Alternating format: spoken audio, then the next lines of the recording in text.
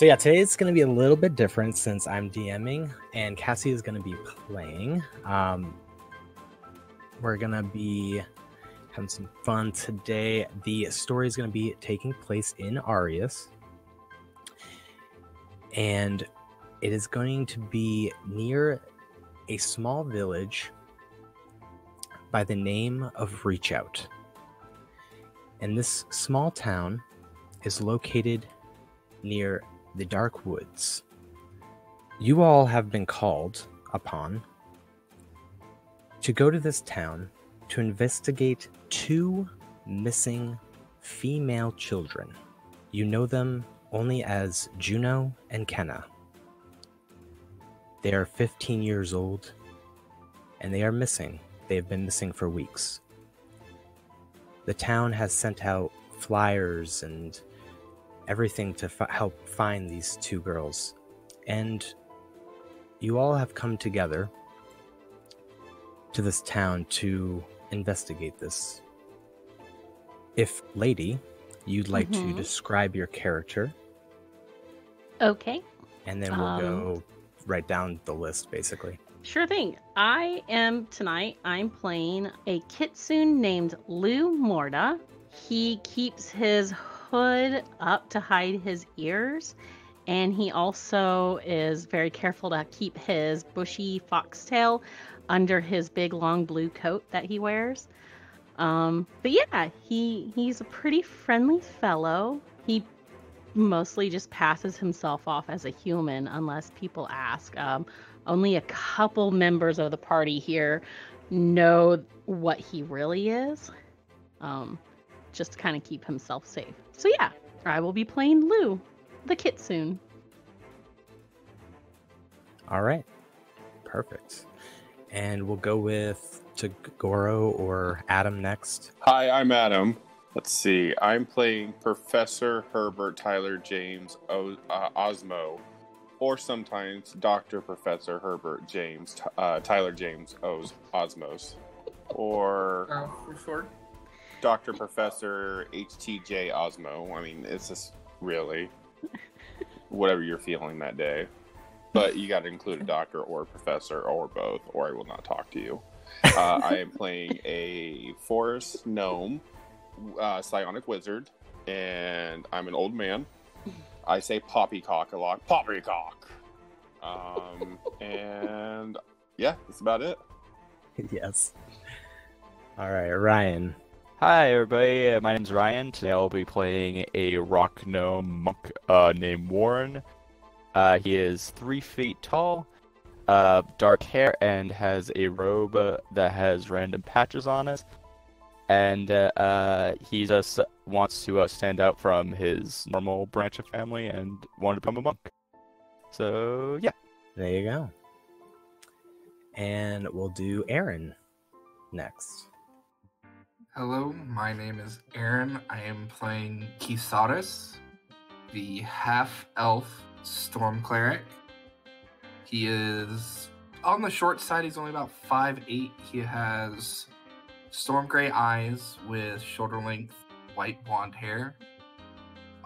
His distinguishing feature would be that he actually has a lightning bolt that starts under his jaw and then disappears under his armor and goes all the way down to his right hand.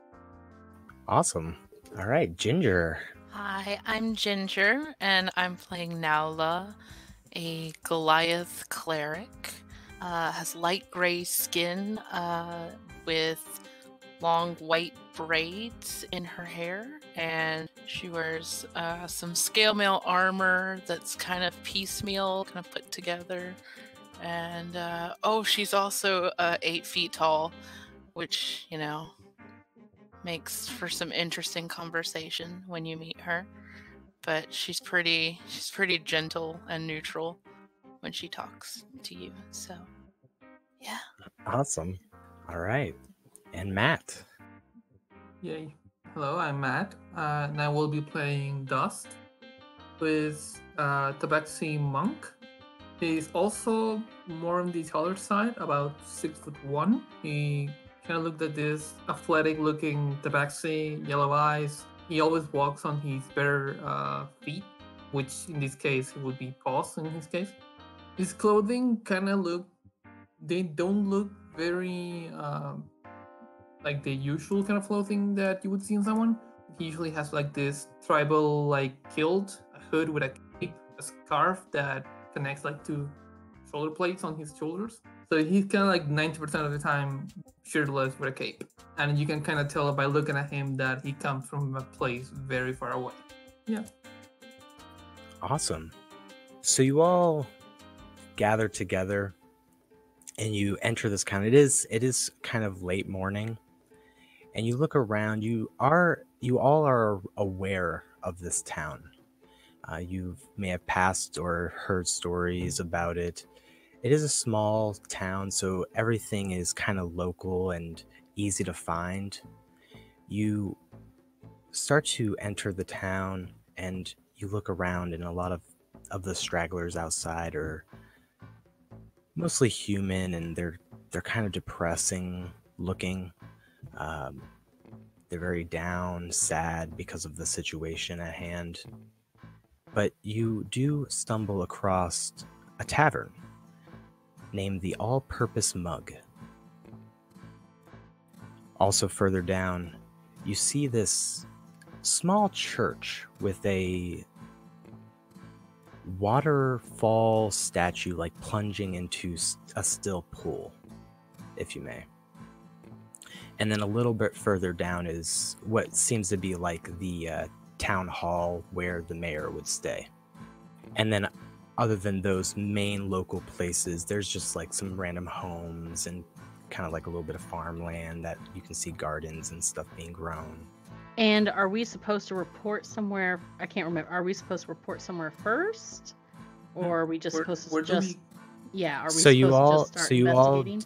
Yeah, so you all have this basically like this parchment that says to go to this town and investigate the missing children. So it's up to you guys if you want to go into the tavern, if you want to head into the town hall, maybe talk to the mayor to see what kind of information he has. Okay. I want to go check out the tavern if anyone else would like to join me. Also, I'm just really want to drink before we start all this. But I'm gonna go check out the tavern in case the kids got lost in there, so you know. Wait, would kids be going to a tavern? You never know. Kids can be very rebellious when left to their own devices, so I'm gonna just check it out. You should probably come with me in case they put up a fight. Wait, the kids? Wait, are we children? Wait, Lou what? is confused now. I do not What do you believe mean you're that the supposed to be kids are gonna harming put up the a children. fight? No, I did not mean the kids. I meant if we find something and there is a fight, then there might be a more... Does anyone want to go to the tavern with me? It'll be fine. Oh, And then as soon as I say, they'll just open the door. okay. It's like we're talking about this on the way to the tavern. Like, do you guys want to go? Because we're going. This is where we're headed. We're going to the tavern. Looking for kids in a bar where you only usually find adults. Perfect. Usually our parents. Oh yeah, maybe we can find their parents and ask them questions. Yes, that was my plan all along. Yeah. I'm glad you're the party leader. Poppycock. Oh god. What is a poppycock? She's not the leader. I'm the leader. Okay, you can be I the am leader. the oldest. Yep. Mm-hmm. Do you think we should go to the tavern there, Professor Oh God, Doctor? yes. I need a drink. Oh, okay. What do you all drink? What's up with drinking? I mean, I guess if they have some apple cider, I'd be down. Oh Have you dear. listened to her talk? I need a drink already. I don't understand. Give her a second. She'll come back around. Are you talking about the small one with the cloak, or me? Oh my God, Cassie, how do you say your fucking name? Lou. Oh my god, it's easy. And Lou's a boy. Oh. How dare? You've This been is calling him a girl this whole You said you have your cloak up. I can't tell. Gender is very fluid among many races and very hard to distinguish without a proper examination. He probably forgot his glasses at home. Exactly. So I don't have to. All my shortcomings of remembering is totally going to be forgivable because I'm a drunk old man. But I'm a boy. And you should be. So our leader has made a decision, and I just walk into the bar. I think Dust is already on. Like, Yeah. inside. Yeah, Dust is And already. he's not even. He probably just looking around without actually asking for any drinks. Just looking. Yeah, you walk in. As soon as you all walk in, you see Dust just kind of peering back and forth. There's like 2 Patreons in here, and then the bartender. A bartender's a giant half orc male. He's just kind of cleaning the table, getting glasses set up. The 2 Patreons are just kind of down in their mugs, not really paying any attention to anybody. I go up to the bartender. Okay, you walk up. Yep, and I say hi. Look, I'm looking for the parents of Juno.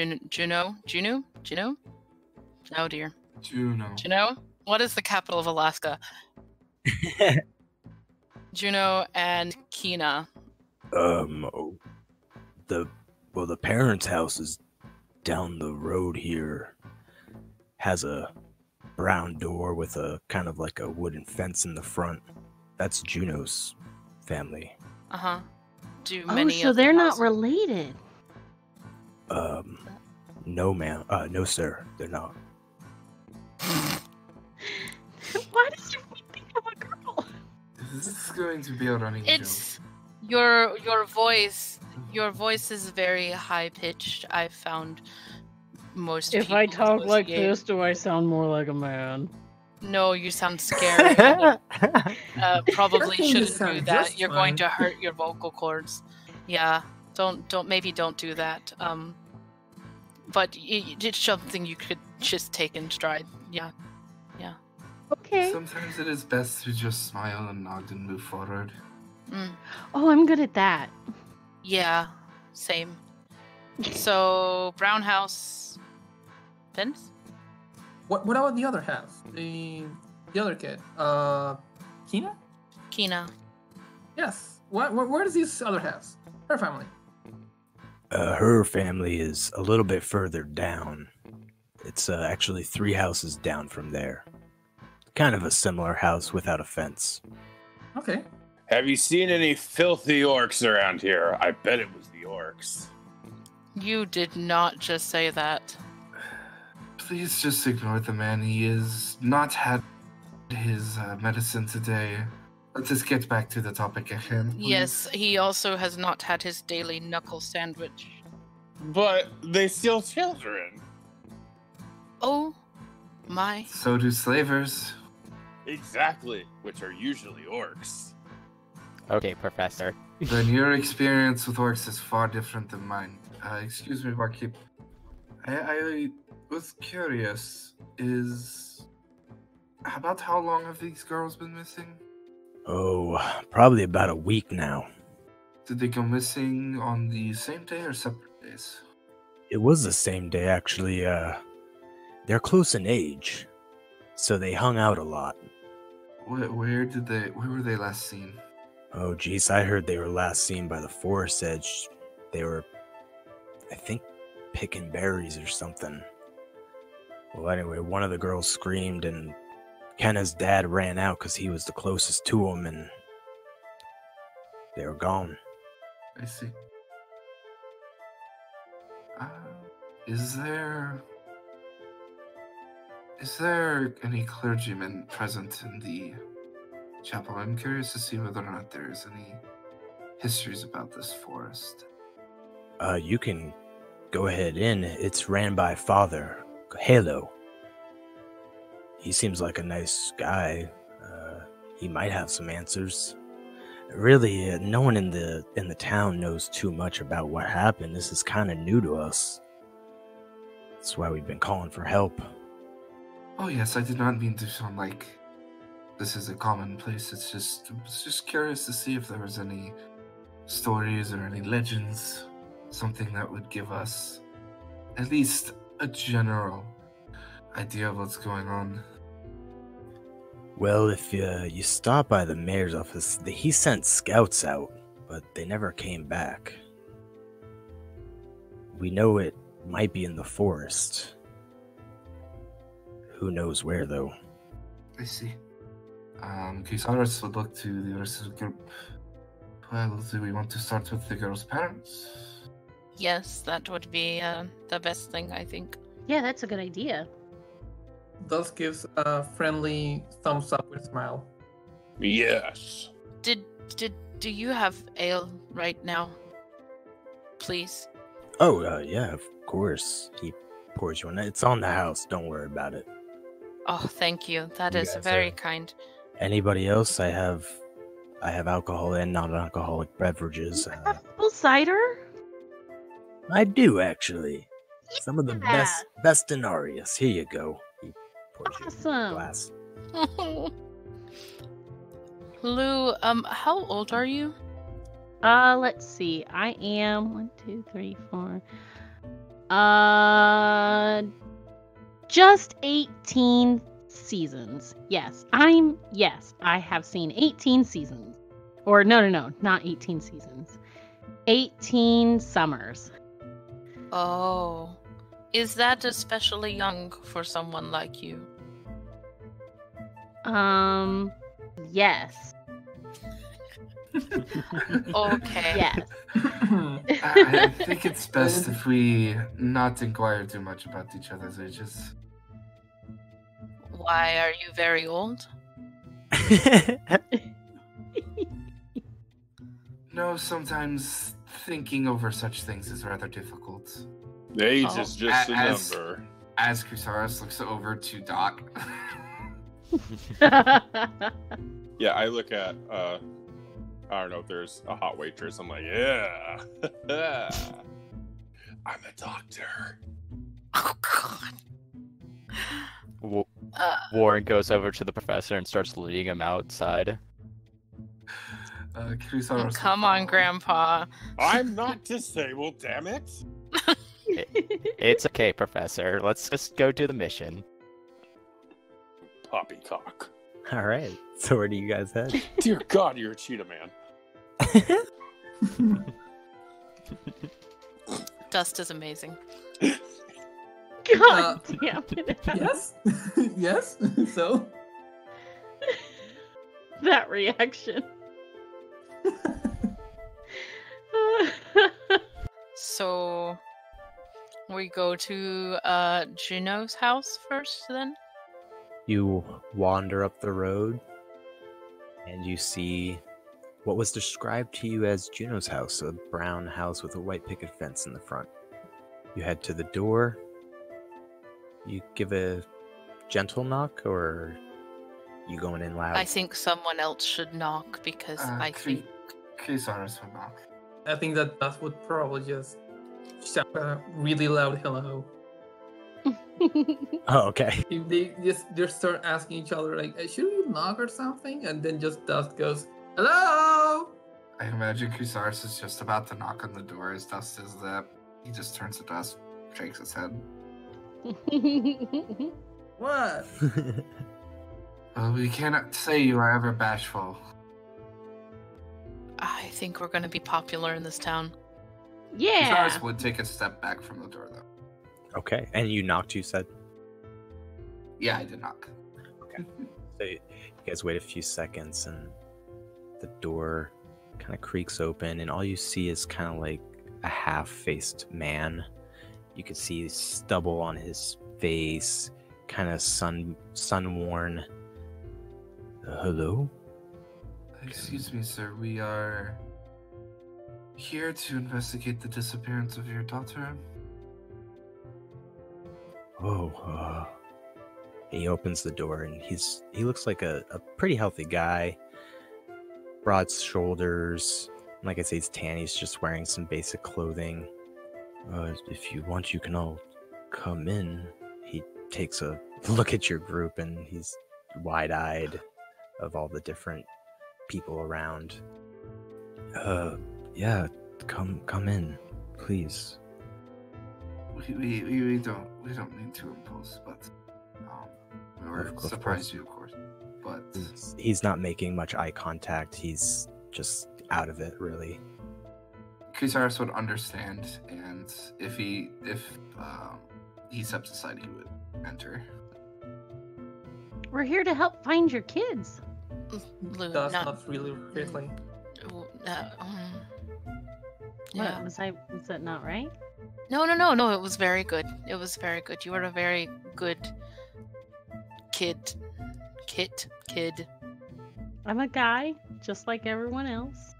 Oh, that was not my misunderstanding. Just not really sure what you are. Period. I'm a guy. I know how that feels. It's fine. No, it's a very delicate situation. It's not a good idea to be cheerful in a time like this. And that's all. Oh, okay. I'm sorry. Yeah, it's a little tone it in. Dust leans to the side. You can be careful with me. Okay. Yay. So the man, he goes inside more of his house, and he sits in this chair, and he's just kind of scrunched over, kind of looking down. He says, "Thank you all for coming." He lifts up his head. "Is there anything I can help you with?" Well, we'd like to know more about what your daughter was doing before she disappeared, and what you can tell us about who she was. How old is she? She's 15. The same Okay. age as Kenna. Our families were all friends. We didn't think anything like this would happen.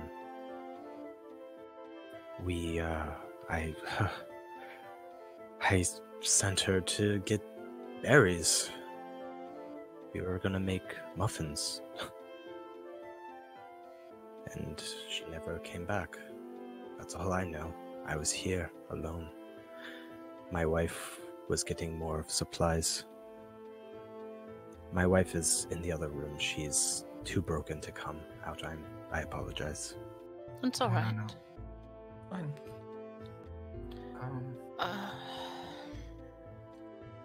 If I may ask, about how long have you and your family lived here in Reach Out? Since I was a child. We've been here for years. I met my wife here. I think now going on 20, 30 years. And has there ever been any stories or legends about this Darkwood that would maybe passed on by word of mouth throughout the years? Well, I mean, the name itself is scary. We've always heard nightmares just never go in alone. Wolves, owlbears. We are afraid. Yeah, go ahead. Sorry. What was the name of the forest again? The Darkwoods. Oh, well, all right then. Yep. Are there orcs there? We haven't heard of orcs coming in our village. We really need to talk about whatever you have with the orcs, but maybe that's Everyone unhealthy. doesn't like orcs. No, that's not true at all. It's a little unhealthy thing you've got going on. I mean, Orcs are not the root of all evil. Has anybody gone into the Darkwoods and come back that you know of? Basically, a long time ago. I mean, there were hunting parties that have gone out and have scored nice meat for the village. That's kind of how we do. We don't go too deep in the forest, but I do know that we get meat and pelts from there, and sometimes a bear will stroll in. But now we're afraid of the worst. Maybe something has gotten our daughter's animal. We don't know. Can I ask a question? Just raises an arm. Yes. What kind of relationship they had, Juno and Kina? Were they friends? Were they? Yeah, they were best friends. They went everywhere together. They played together when they were younger. Oh, did they have other friends too? Good, Lou. Yeah, they had a few, but the other kids are safe. Well, no, I was just thinking, like, when I used to play with my sisters and stuff, and, you know, like, a couple of us would run off, the others would, you know, maybe keep it a secret from our parents. We could always ask the kids. Maybe they know something where the girls may have gone to, or if they know something. Mm-hmm. Yeah, I never really thought of that. I just trusted our scouts, but of course they haven't returned yet. Not sure. When were these scouts sent out? Just curious. Well, the girls have been missing for a week, and after the third night they were missing, that's when the scouts were sent out. So it's been now about 4 days. It's going on the 5th night. This just seems odd, but Chris will look to the group. Lou, if this gentleman gave us the names of their friends, would you be comfortable talking to them and asking them questions? Oh, yeah, I can do that. Yeah, you seem like you might be able to get better information from them than we might. Because I'm a lot more friendly than you guys? Yes, exactly. Okay. He is pretty friendly. That wasn't the word I would use, but it works. Ooh, Dustin, I can go talk. I was gonna. Aw, thanks, Dustin, I can go check it out or talk to the kids. Yeah, that would be very nice. And maybe, if you like, if it's okay, we could go talk to the other family while you talk to the kids. We'll cover more ground that way. Sounds like a plan. Say meet up at the mayor's house once we're done. That sounds like a plan. Works for me. Yes. Okay. Where can we find these kids? In the first place? Yeah. What are the children's names? The friends. I know we're probably putting you on the spot for this. The friends' name? Yeah. Okay, so Lou and Dust, you're gonna go try to find the local kids around. Yeah. Okay. Can I have one of you make a investigation roll with advantage? Okay. Because I assume that you're helping each other out. Do you want to roll it, or do you want me to roll it? Who do you think it's going to be leading the whole thing? I was gonna say I have proficiency in investigation. I have a +4. I think probably you will roll. Okay. Gotcha. +0. 14. So yeah, you guys start to knock on a couple of houses, and you do get a few of the parents and their children in their rooms. What kind of questions would you be asking the kids? They range from 14 to 15 years old. Let's see. I would be asking Teenagers. Right. Let's see. I would be asking what their names are, what they all like to do for fun, what the girls like to do for fun. Did you guys have any secret or fun hangout places near the woods that you guys like to go to?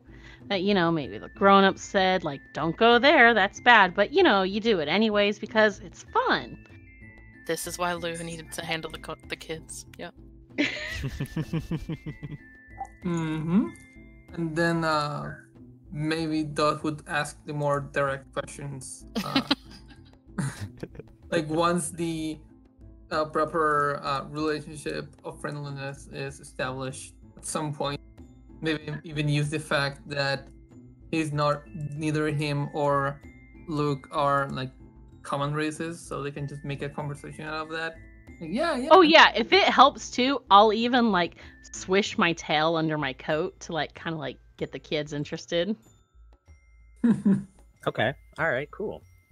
So you start talking to some of these kids. You meet Sarah is one of their names, and she's engaging with you guys a lot, making a lot of contact. It seems like she doesn't give you guys the answers that you might be looking for. She says that there's really no place in the woods that we go into. That place is way too dangerous. And as far as like secrets, she like looks kind of awkwardly at her mom and dad. Sometimes we like to go behind the mayor's house and paint weird pictures. Like, God damn it. You paint pictures on the mayor's house? What do you mean by weird? The guys draw, you know. Now I wish I was there so I could be like dicks. We're talking about dicks. It's obviously a dick drawing. And the girls just kind of hang out and think it's funny, and we don't really do anything. It's you know, it's just, you know, teenage fun. And her parents are like looking at her like shaking their heads. We and didn't rolling get to their do eyes. anything fun like that. And then you go to another house, and there's a kind of like a teenage boy named Rem. Uh-huh. And he's a nice kid. And he says that he definitely doesn't go near the woods. He likes to go to the lake side and catch fish with his friends. That's what his kind of group does. But nothing about going in the woods, nothing like secret places. They do talk about Kenna and Juno and that they miss them. They were kind of close with all of them in a way. They were very popular girls. Very nice, like genuinely nice. Another kid named Luke says that he had kind of a crush on Juno, and he's kind of like shy to ask her out, and is really upset that she's missing now. And then the last girl that you visit, his name is Melanie, and she was kind of closer to them, and she is very weirded out that this would happen. Like, this is not behavior that they would condone. Were you guys hanging out together at all that day? No, me and my mom went down to the market, so we had to pick up some supplies, or honestly, I would have been with them. And her mom kind of hugs her tighter, like knowing that she could have lost her daughter as well.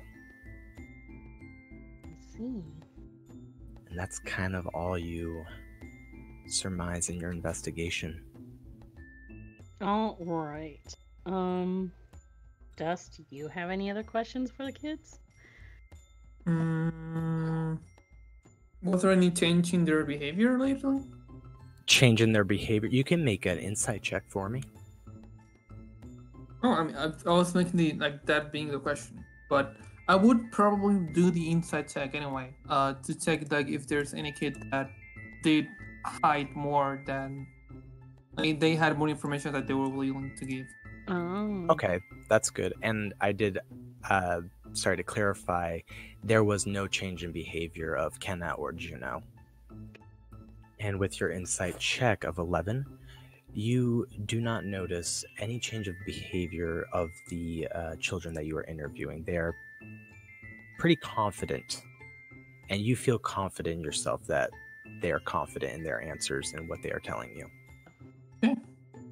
Well, I thank them for their help and assistance. And yeah, on our way back to meet up with the group, I asked Dusk, should we go check behind the mayor's house? You know, I don't see why not. Okay, we're gonna go take a detour and check the mayor's house first before meeting back up with the group.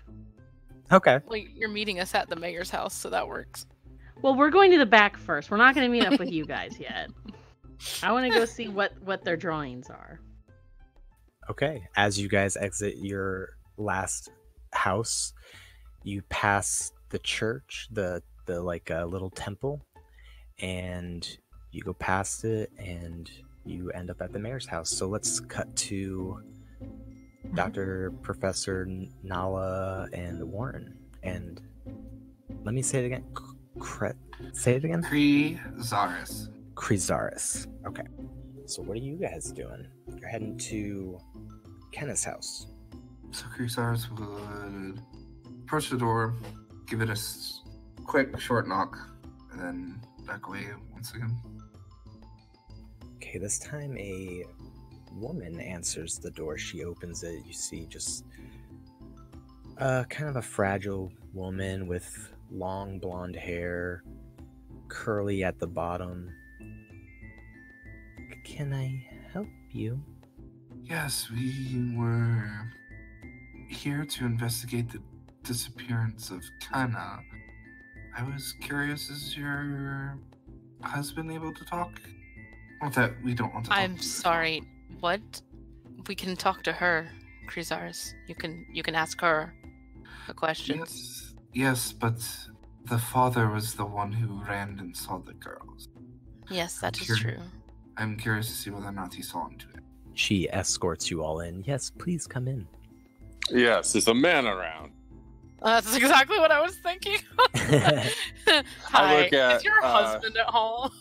He didn't mean it in I'm that like, way. Yes. I know. Good job, man. Man handshake.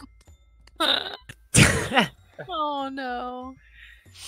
Now's gonna She- kill you both. Alright. She calls for her husband. Charles, come here, please. And another similar looking guy, broad shoulders, but this time darker hair, bright blue eyes, comes out. Can I help you all? Hello, sir. We are looking into the disappearance of your daughter, and I was curious because you were the one who heard the girls scream. Can you relay exactly what happened after you heard their scream? Yeah, I told the scouts the same thing. I was over here. He points out the back window through the kitchen area, and you see this garden. This very small garden. It has cabbages and some corn stalks growing on it now. And I was out there gardening, tilling up the ground for some new produce that we had, and I heard Juno scream. And so I dropped my trowel and I looked up and I saw this dark shadow just dart into the woods, and my girls were gone. I ran and ran and ran, and I couldn't catch up to him. As he's kind of saying this, he kind of fades into this blank stare. Can I make an insight check? Absolutely. That would be a hell of an insight check. I just want to know, does he look like he feels guilty, or is he just sad? Is he... You see a broken man. He is broken and just doesn't have an answer. He looks and he's generally confused of how fast it happened. He's legit broken. Did you run into the forest after them? I did. And then I saw wolves, so I turned. We do not fault you for that. Manny, out of character, how's the weather been in this area for like the last week? Like, has it been relatively dry? Has it been raining at all? It's been relatively dry, but you can see that it has rained maybe 3 days ago or so. Like the ground is kind of clayey. Oh. I don't want to take up too much more of your time, and reminisce more about bad memories, but if you could just point to the location where you last saw the girls. I'm curious just to take a closer look, see if there's Yeah, maybe anything left. I can bring you to it. That'd be much appreciated. Okay, he puts boots on and gets up. He goes outside the back door, and you all follow him, I presume. So you all follow him out the back through the garden. It's a very small area, and it's probably about 100 feet away from his house. He brings you to the edge of the forest, and you see bushes of like berries, raspberries, very fresh, and you see this kind of, it's almost a path like into the forest. I wouldn't say it's just like a man-made path. It's not anything spectacular. They were here. So Kusaris is going to crouch down and take a closer look at the ground. He's looking for he knows it's unlikely, given that the weather hasn't been dry, so it's not going to be great for keeping, but he's looking for any possible hints of what may have occurred here. He's like looking around in the dirt, seeing if there's like maybe any like loose stray hairs, any possible signs of broken leaves, broken branches, anything like that. Before he does that, I'm gonna, or like seeing him do that, I'm gonna put a hand on his shoulder and cast guidance. Okay. And that gives him advantage? An Or extra is it D4. D4? A D4. Okay, perfect. Mhm. Okay. So do you want investigation or survival? So I would love for you to make an investigation check, but before you do, how far in of the forest are you going? I would not go... Like, the farthest I would go in would be maybe 5 feet onto the path. Like, he's mainly focusing, like, where the girls were taken. Okay. Because he doesn't have the whole group here, so he doesn't want to go on a full-on search. He's just trying to find a potential starting Fair enough. to search Okay. from. All right. Could I actually make a investigation too while we're at it? Yeah, absolutely. You can. Not going to be good, but... So it's an 11 total. Oh, Okay, 11. Oh, okay. dang. So as you guys are looking around, Warren, you do see where there were some, looks like dry blood, to where one of the girls had tried to maybe possibly grab onto a branch and was yanked to the point of where her hands were cut by that branch. Guys, I found something. With that natural 20, you do go a little bit out of your comfort range into the forest, and you see dragging. Do I But see claw marks? Or It's not body drag marks. It's like probably about 6 inches wide of like a steady drag. Ogres. Oh my god. Can I do an Arcana check while he's doing that shit? Yeah, sure. Just to see if there's any magic stuff around. Yeah, absolutely. Okay. You can go back to him. Sorry. But that is on Warren. What else?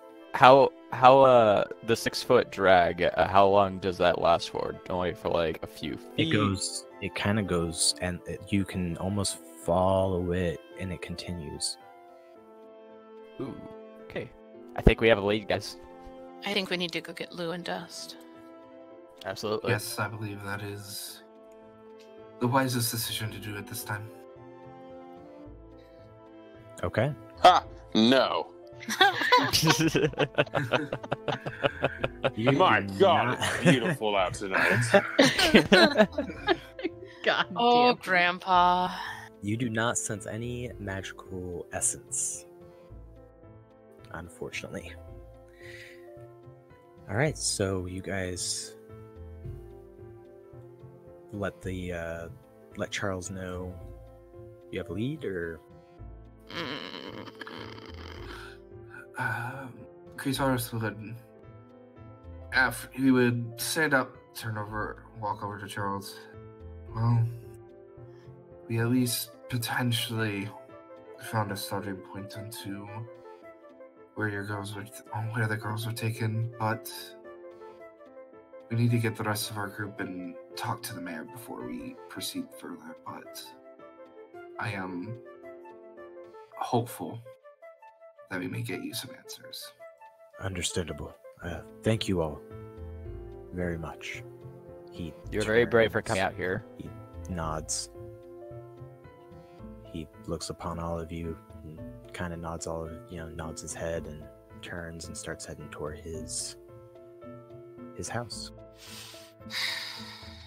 And all of you gather up and start heading to the mayor's house, where Lou and Dust are. What are you guys doing? Yeah. Well, I'm curious about this artwork and what the fascination behind it is. Why do you think they come to the mayor's house to do this, Dust? I don't know. But what do we see? Oh yeah, what do we see as we approach the back of the mayor's house? So as you guys approach the back, you look kind of around, you look on the walls, and as you look closer, you swear that this is fresh paint. Like something's painted over. Oh. Let me see what I have here. Are you gonna take the time to remove the paint? Yes, I am. I'm just gonna I'm gonna walk up and with the sleeve of my coat Sure. rub off and see what's underneath. Yeah, there's a penis. Oh, Nice set of dick and balls. We'll be right back with the rest of the episode after a quick break. Hey folks, your DM here to tell you about our new sponsor from Awesome Dice. They have you covered for all your dice and dice accessory needs. From metal and gemstone to their specialty dice, you can easily find the right set to give you the advantage in your next game session. Also, make sure to visit www.awesomedice.com to use the special discount code ADVANTAGE10 for 10% off your next purchase. Add more dice to your collection with Awesome Dice and gain the advantage in all your rolls.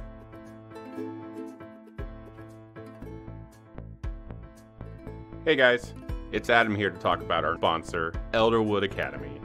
They have all you need to add to your gaming experience. They create beautiful hex chest dice boxes, rolling trays, dice towers, and many other unique products in their store.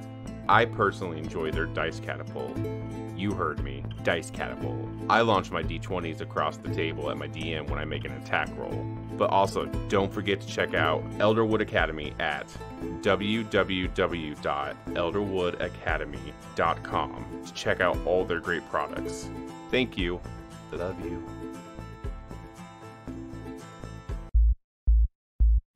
Hey everyone, your DM Cassie here. Before we jump back into the rest of the episode, make sure to follow us on Twitter and Facebook to check out fun posts, special announcements, and our monthly epic loot box giveaways, where you can enter to win some awesome swag to give you the advantage on your next encounter. I also want to take a quick moment to shout out and thank a friend of the show, Nim Toast Hater, for the use of some of his awesome homebrew items. He can be found all over social media with his homebrew creations, with a focus on D&D 5e mechanics, from items to monsters, feats, classes, and even races. You can find Nim on Twitter at Toast Hater. You can also check him out on Patreon, DM's Guild, and his own Discord server by following the links in the episode description. Thanks again so much, Toast. You rock. As always, if you've been enjoying this episode of Party Advantage, please take the time to review us on your podcast platform of choice. Reviews really do help us spread the word and grow the show so that we can keep bringing you more exciting content. Thank you so much for listening, and now, back to the show. Oh my! Oh my my! This little, is very little detailed. hair.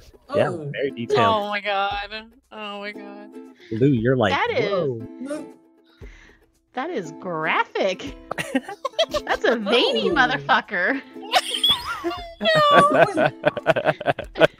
Whoa. I'll let y'all imaginations go wild on Oh, that'll be necessary. What? I don't understand why they did this. Why do kids What do is the this? fascination with this? I don't It's- know. Oh, Is this sort of it's alias culture? it's the two furry races that have no clue how like just humans are just little I little don't- a-holes. I guess this is something teenagers do. I guess. Okay, let's just go back to the group. Well, do you think there's anything else under here? Like, besides More- that? Penis? Do you want me to reply? Keep rubbing.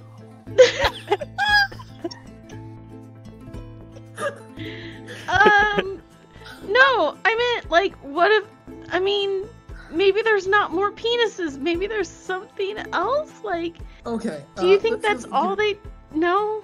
Do you think there's... Maybe there's something around, but let's not look at the penises.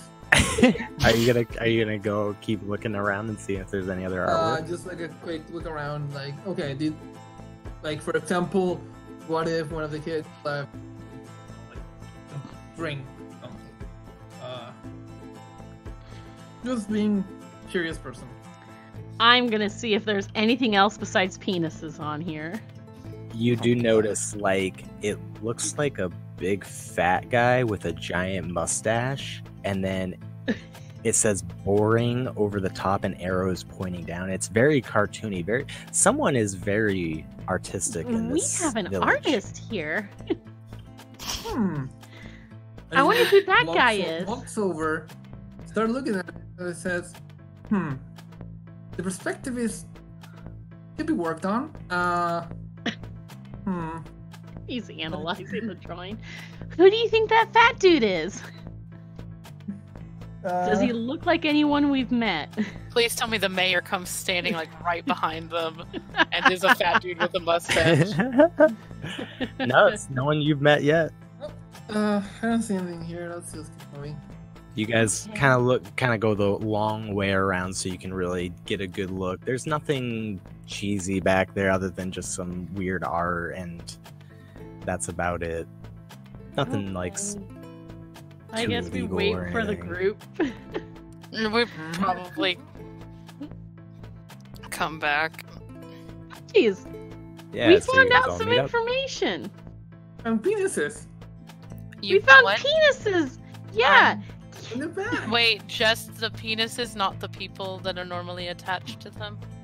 Well, no. I mean, there's a No, drawing of a no, big no. fat dude with a mustache, but we found out the kids like to go behind the mayor's house and paint stuff on the back wall. And we found a really veiny penis. I've never seen one like that before. I've never seen one. I mean, okay, so never mind. So we found a veiny penis and then a drawing of a big fat bald dude with a mustache. I would wager a guess that is most likely depicting the mayor. I think that there's probably some kid that has a lot of artistic ability, and we need to find him at some point because they probably have a lot of talent and no idea. Maybe not exactly the priority. You found Oh, that's true, that's information true. other than the penises? Yes. There is. One kid was there was- boring there's- and liked to go fishing. One kid had a crush on Juno. One girl almost went with them, with Juno and her friend, but she ended up going shopping with her mom instead of going with the girls. They all pretty much said that it was very weird that they went out. That they were close to them. Like apparently they were really popular, and Yeah. They do find it very strange that they disappeared out of nowhere. Well, it's like 10 kids in the whole village, so it's really easy to be popular. Yeah. Fair enough. You guys? There's some bitterness in that statement. I don't know why. Nella was never popular, I guess. Okay, well, we found something too, I think. Maybe a little more pertinent, but not that what you did wasn't we found something. We should go. Okay. Well, what did you find? Warren found it. I found a big drag mark, almost like 6 feet long, that leads into the forest. And also, Ooh. unfortunately, by blood where the berries were. Were they fresh? Those marks? It seemed like it. It wasn't too fresh. There was some rain like washed over it and everything, so it didn't seem fresh. I should have clarified that. My apologies. No problem. But yeah, with Lou and Dust, we should probably cover a lot of ground and be able to get on some type of trail. I used to grow up in a forest, so I'm really good with that sort of thing. So I can help. Yeah. Okay. Back to the forest, I suppose. Okay. So do you all head to the forest? Yes. Cyrus wanted to speak to the mayor. Oh. Oh, Oh. Oh, That Well, makes probably a sense. good idea. I think that was kind of why he suggested we meet at the mayor's house. I figured that was... Okay, so we question the mayor first, and then we go to the forest. Mhm. And we make no mentions of the penises. No, we don't. We're not snitches. All right. So, Cazares, you're gonna knock on the mayor's door. Yes. As the official door knocker of the party. Yeah. I'll knock on the door. All right, perfect. You do it you so well. See... Very I polite. just figure it makes sense as he's the most normal looking out of the party, so True. See, I get called racist for calling out orcs, and he says he looks the most normal, and everyone laughs. What the fuck? It's because we like him better. That's all. Aww. Because he's the most handsome. Yeah, he is. It's fine. All right, so you knock on the door, and this big guy with a burly mustache, completely bald, answers. called it. Oh, he is What just the like hell? the drawing. Alright, that makes sense now. Lou, no, Oh. no, Lou. Look, Oh, no. don't. So, What? Cyrus, excuse me, Mayor, sorry for bothering you, but Oh no, come in, please. Oh God, his voice Help. matches. I understand, but I just kind of grab Lou by the back of the neck, and I'm like, shut up. No, just shut up. I picture you, since you're a Goliath, you just picking this kid up by the scruff of his Well, neck. not picking him up, just Pick him like up? gently laying a hand on it, like the hand is my like the boy. size of Lou's head. Yes, which means it should carry a heavy message. Just no, Lou. Oh, So, sorry. Cyrus will make his way inside. All right. Is there anything I can do to help y'all answer any questions? Well, the first question is... Kids want to draw him so like that. No. Shh, it's not. We'll talk later. No. Is that I was a bit curious as to why a mayor would wait 3 days before sending anyone to look for missing children. I was wrong. I should have put my hand on him. Okay. Because where I'm come from, such things are usually done within a day. Of course, yes. Very good question. Well, my scouts were out prior of the taking, and when they returned, I gave them 1 day of rest and sent them right out. I am insight checking that. Go for it. Wait. Oh yeah! Nice. He is completely sincere. It is a valid question, but like, No, that's absolutely. going with it. Yeah, so he explains to you that they were out on a scouting trip for him, and he doesn't have a lot of people here to to utilize. So when they came back, he gave them 1 day's rest because they were just out like on a 2 or 3 day journey. Came back, they rested, and then he sent them right out. Of course, I entirely understand it. It's just something I had to satisfy my own curiosity, and Oh, absolutely. I'm trying to take this as serious as possible. Of course, with all the grieving families, it's hard to yes, make it lively here. yes, and if I may ask, how many scouts did you send after them? And about how experienced were they at their zones? My personal opinion, they're the best I had, or have. Hopefully, they're still out there. Oh, not doubting that. But yeah, it was a group of 5, and I sent them out. They just haven't been back. Do they have any way of getting in contact with you if they're out in the field? Unfortunately, not. I see. I wish. Yes, such things are the convenient. Crusaders would look to the group. Do any of you have any questions? I think it's quiet. Do you... I have a... Can I have a brandy? Oh dear, that was not a good question. But he's a mayor and I'm a guest. Yes, that is so true. Is that a normal thing here? Sure. No, it is not normal. It's Okay. not. He pours a drink for all of you. Oh, thank God. Dang, okay. I was going to suggest a spell, but I don't think I can do it unless I've seen something.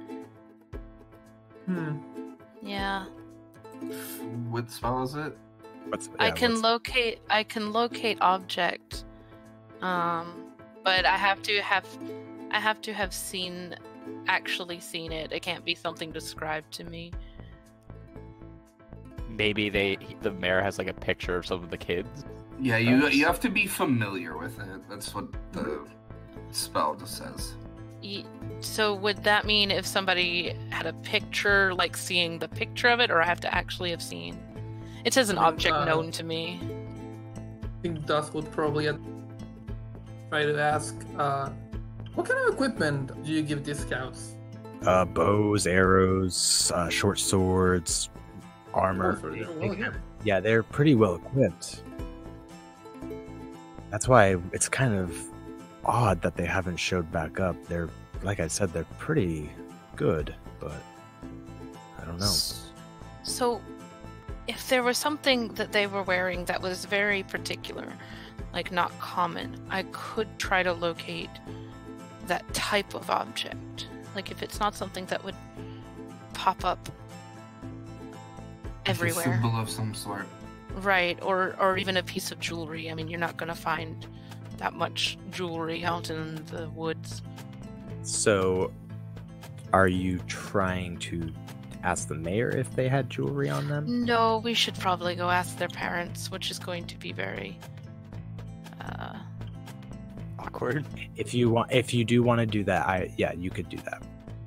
Alright, I'm gonna just go run back and knock on the door of Charles's house and be like, hey, psst.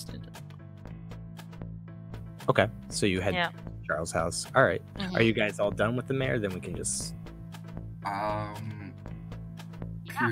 Crusaders before he leaves. Excuse me, Mayor. Yes. In case we are unsuccessful, I know it won't replace the situation, but he's going to pull out his money pouch, and he's going to give the mayor 20 gold, and he's going to say, for Charles and what was the other father's name? Sam. Sam. For their families, if we are unsuccessful. I know it won't replace the daughters, but I hope it'll at least. I appreciate ease that. their burden. I will get that for them at once. Can I make an insight check when he hands him the gold? Yeah, absolutely. Now you're doing it against the mayor. Yeah. Like, He seems genuine. okay. Not He- like, all like, He's like, no, he's not like, yes, mine. Nah, he says, thank you very much. I really appreciate it. okay. All right. He looks at all of you. If you do end up finding those girls, and I really hope you do, we do have rewards. 100 gold apiece to all of you if you can get them back safe. We will do our best. And with that, you guys exit the mayor's house and head to Charles' house. I knock this time much louder, much Okay. much harder. I am not the designated Wow. knocker. You hear something fall on the other side. Ooh, that happens sometimes. Charles opens the door. Hi, I didn't break anything, did I? No, it's fine. Hi, I have a question. Did your daughter or Juno wear anything special or important, different? She wore a butterfly beret. It A was made of- beret. Yeah, it went in her hair. It had Oh. 2 sapphires on it.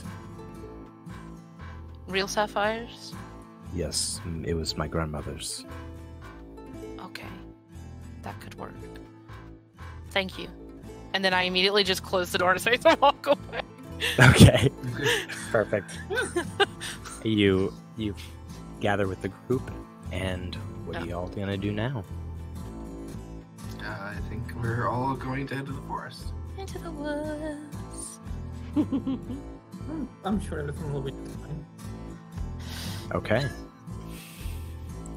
So Warren, you bring the group to where you saw those drag marks, and you follow them.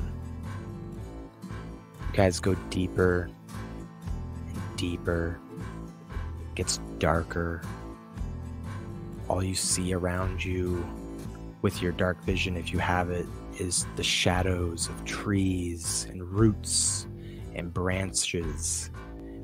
You'll see like the occasional animal scurry off into the woods. You'll hear all sorts of nighttime. It's not nighttime yet, but it's nighttime in the forest because of how dense it's getting. You guys are starting to compact towards each other, getting tighter as a group. And who is leading? Or Nala, are you casting your... I don't want to Spell. cast it yet. It's Okay.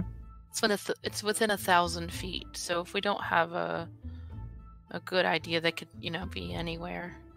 If no one else what's up, Chrysalis would be in the front. I was suspecting maybe Lou or Dust, just because they have a Right. better sense of smell. Mm-hmm. Yeah. I also have survival, if that helps for Yep. being out here. That does help. I'll cast guidance on Lou. Okay. Let's see, that gives me a D4, right? Mm-hmm. Okay. So you place your hand on the mid of Lou's back, and the radiant energy goes through you, Lou. You can roll a survival check for me as you are checking through and following this drag. It's Nice. 21. All right. Oh, wait, it didn't add the bonus. So with the bonus... Or that's going to be 23. All right, 23. Okay. So as you continue, you're following this drag for some time. But then the drag is gone. And now you're starting to see these giant root systems. And as you are kind of like seeing these indentations in between the roots, you notice that it's not only a drag, but there's a print and then a drag. And then you lose sight of it. And you guys are kind of traveling on like along with Lou, and he's smelling, and you're getting that sense. And then you smell iron, like blood. And as you guys reach this point of the forest, you notice bodies. Ooh. And you notice wolves laying on their sides with arrows in them. A battle has happened in this area. You see blood and gore. You see the tree trunks covered in this thick blood. And you take another step, Lou, and you see this man that is almost torn in half. And he's laying on a tree, blade in hand, dead.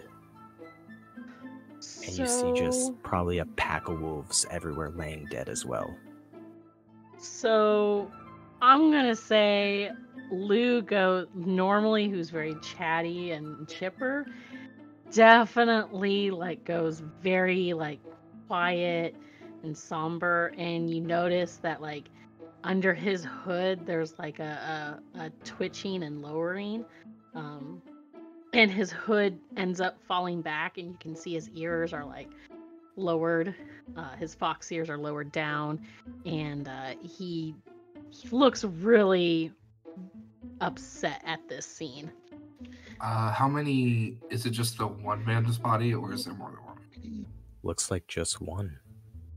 But you also see like a pack of wolves all fallen. Is this in like a clearing? There are trees perched up around. Think of like a heavy forest. There are some patches where it's clear ground. Well, from what I'm getting from the description is that basically this man was attacked by wolves and then defended himself, and then both wolves and the person died. It's kind of like what I'm getting. I don't know well. Like there's a body that's lying down with a blade, and there's a bunch of wolves around him with arrow bolts on them. Also that. Is that getting this right? That's what you would surmise. Yeah, you look around and that's what you do see. So Chrysaris is going to do a couple things. He's going to inspect one of the wolves' bodies and then the man's to try to discern what exactly killed them, like judging from the wounds, that type of thing. Okay, make a medicine check for me. And Dr. Professor, you want to know when the last full moon was? I would say, I'm not very good with moon cycles, but it is just about, I would say tomorrow will be a full moon. Ha! Oh, good. You have a revelation. And with the medicine check of 11, you discern that this man has been bitten severely by wolves, and also almost like he was torn apart. You can see bruises on his neck, and like he was tossed onto the tree as a kind of like finisher. So Chrysaris would take him down from the tree. He would find a clearing, and what he's going to do is he's gonna make sure there's no leaves or anything that can catch, because he doesn't have a shovel to give the man a burial. Okay. So he's Actually- going to what? Go ahead. I have a shovel. Oh, that was better than what I was I gonna was do gonna because I was ask. gonna burn him. That is not a good idea. No, don't do that. Also, Well, he didn't know if someone else had a shovel, so like he wanted to at least give the man some peace. That I'm was- gonna Yeah. I pat was Lou. gonna ask, does he have any equipment on him, like a bow? Yeah, he has a short bow, about Yoink. 5 arrows. Yeah, that's fine. Yeah, Did you just say yoink? Yep. You got a short bow. If you want the 5 arrows, you got 5 more arrows. And he has a short sword, basic short sword. No money on him. Scouts. Yep. You would surmise that this is one of the scouts. Yeah, I think that Gus, like not really looking, like with the tip of his fingers, would pull the bow out and see if he can use it. I mean, Okay, you never know. never know. Yeah. Knowing this. that time is of the essence, Nala's gonna help. Was it Warren who was doing it, or Chrysaris? Oh, Chrysaris. Chrysaris Yeah. doesn't have a shovel, but he wanted to at least Right. put the man to So rest. goes with Chrysaris and helps dig a hole. She has like a hand shovel that's like a. Anyway, she helps dig a shallow grave, and then she takes like a pouch from her bag, and like after they bury the body, she like sprinkles these herbs and things over the grave and starts singing a very low chant for like a couple minutes, and Yeah, then- Chrysaris would be on his knees praying to Cord to watch over him. yeah, and then when she's done, she goes and gives Lou a hug. Okay. Yeah. I just Awesome. don't Beautiful. like seeing people dead. I As you know. guys are doing your ritual, you do notice that the body has been probably dead for a day. Hmm. Can I have both of you please make perception checks? Ooh. But also does make the perception since he's not making any. Jeez. These rolls. Yeah, actually, all Oh, hello. That's fine. Hello there. That's fine. I believe I see something. I don't know what it is yet, but I see something. You see across space and time.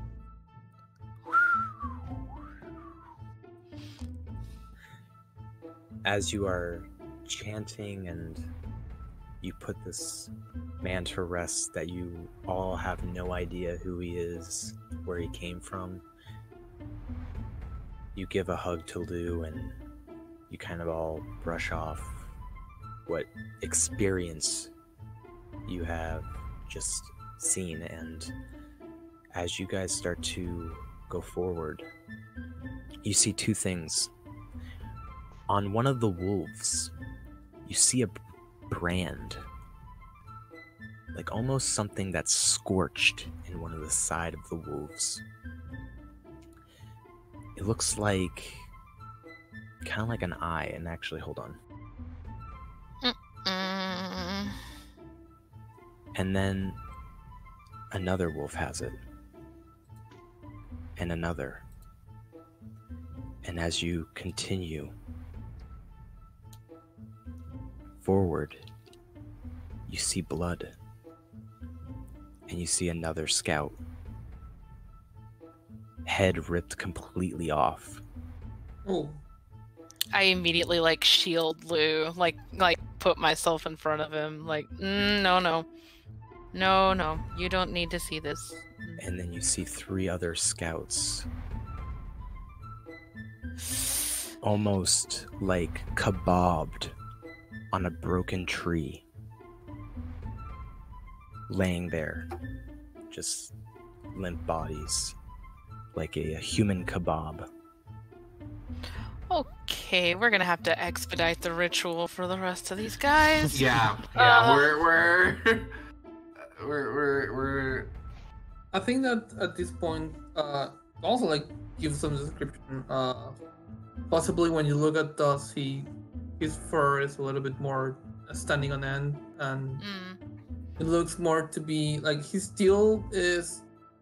I don't know if cheerful, but he looks like he's moving, but it's more of a fight or flight response. Okay. And with that natural 20 as well, the air is quiet. You don't hear sounds right now. I don't want to be here. I know. Does anyone who has a high intelligent modifier? Not me. I have a +2. Looks to resident wizard. Professor? Professor? Doctor Professor? I Dr. have Professor. +3 intelligence. Okay, so Doctor, you are seeing this horror of all your years. You're like, what the fuck is this? And as you're looking around, for a split second, you're like looking at a tree, and you see this black shadow go whoosh, into the tree. Into the tree? Yeah, it's like a shadowy figure, and it just whoosh, goes into the tree. And it's gone. I know mostly I'm drunk and no one wants to listen, but we're not alone.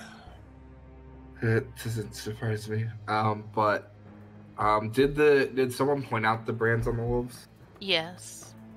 Can I make a history check to see if I have seen any notations of them during my studies to see what type of brand it is?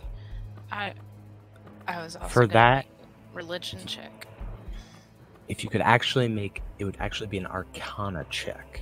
I can still do that, even though my Arcana is much worse. Never Yeah. mind. I'm Yeah, not no. rolling well.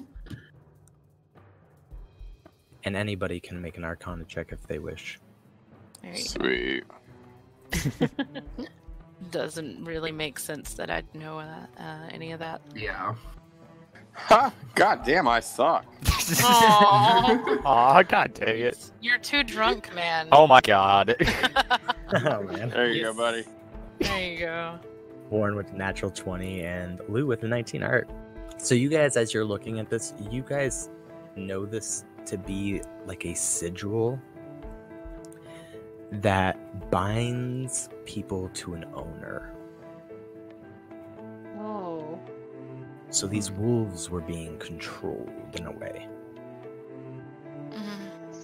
These I mean- were. That's not good. Those were people? No. These are wolves, but somebody was controlling them and making them do stuff. It is But- not right. It's Let us- not. Let us quickly get these men taken care of. I Okay. do believe we have things Yep. that need to be meted out. Yep. Speed run, shovel, spices, chanting. Absolutely. Yeah. Prayer. Prayer. All Yeah. So this entire time, Dust is like walking in circles with the hand on the pommel of his sword, kind of like grabbing it, kind of tense. Okay. Is there any way to tell what direction the wolves came from? You can make a survival check. Okay.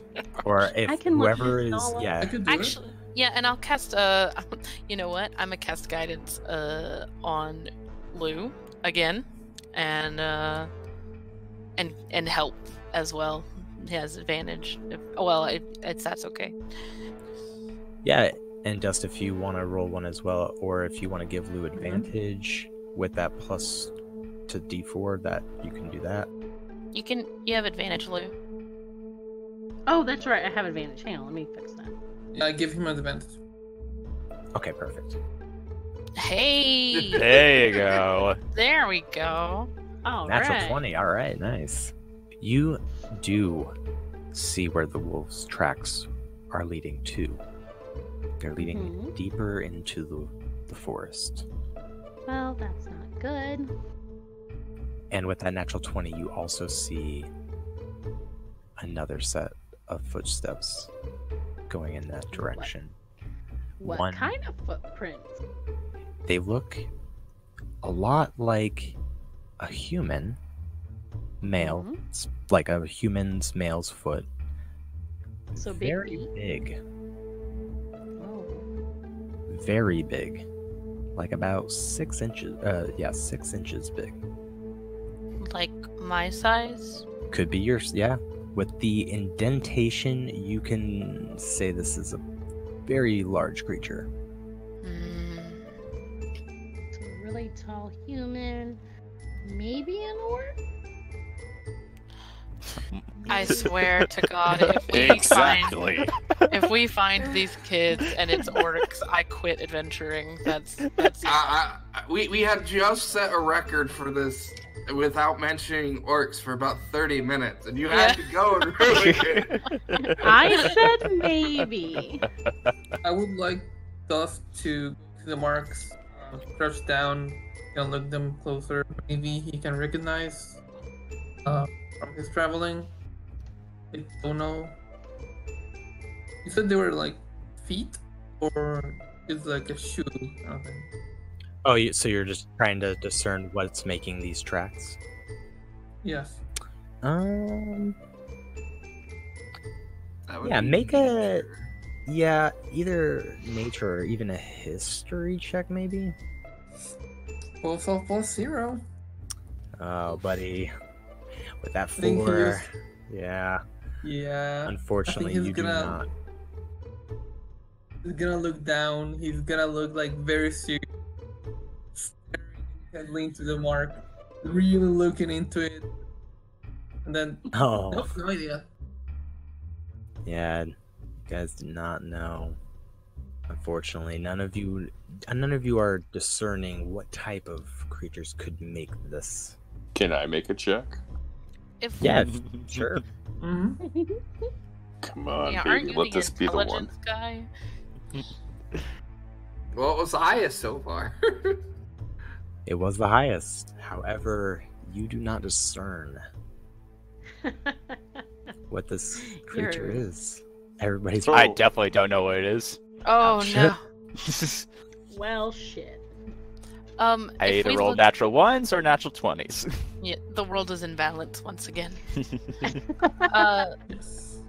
If we look out, the tracks, how far out do they lead before? Like, if we're just standing here, what's our line of sight? Like, how far ahead do they go? Oh, they just continue forward. They continue Okay. going as far as you pretty much can see, and it is getting pretty dark now.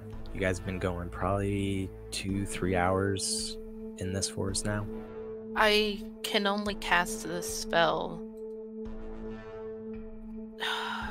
I can only cast it twice, and I'd prefer not to cast it twice, because I can cast Dancing Lights as a cantrip.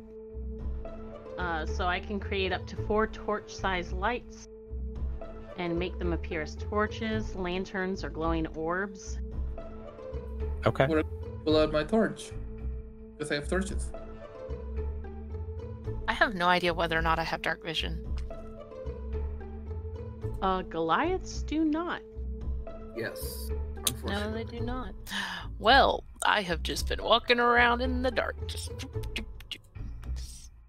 Yeah, we'll say like- that the group is kind of like helping you out. Well, actually, I look towards Nala. I'm like, here. I rip off one of my patches on my robe, and it transforms into a lantern, a bullseye lantern. That is both handy and terrifying, and I take the lantern. Warren takes off like a big patch, and he tosses it over towards the professor and Kidrix, and it becomes a horse. I'm sorry. What? What? It's a rideable horse, like a full-size horse. You had a horse in your pocket? Kind of. Don't you? No, it is not something that we typically do in our tribe. Why? Neither is mine. The horse is named Patches, and Oh my god. and I offer the horse to Kidrix and the professor because it has been a long walk. This is giving a lot of different feelings to us. Like he's tense, but also now he's confused. So confused.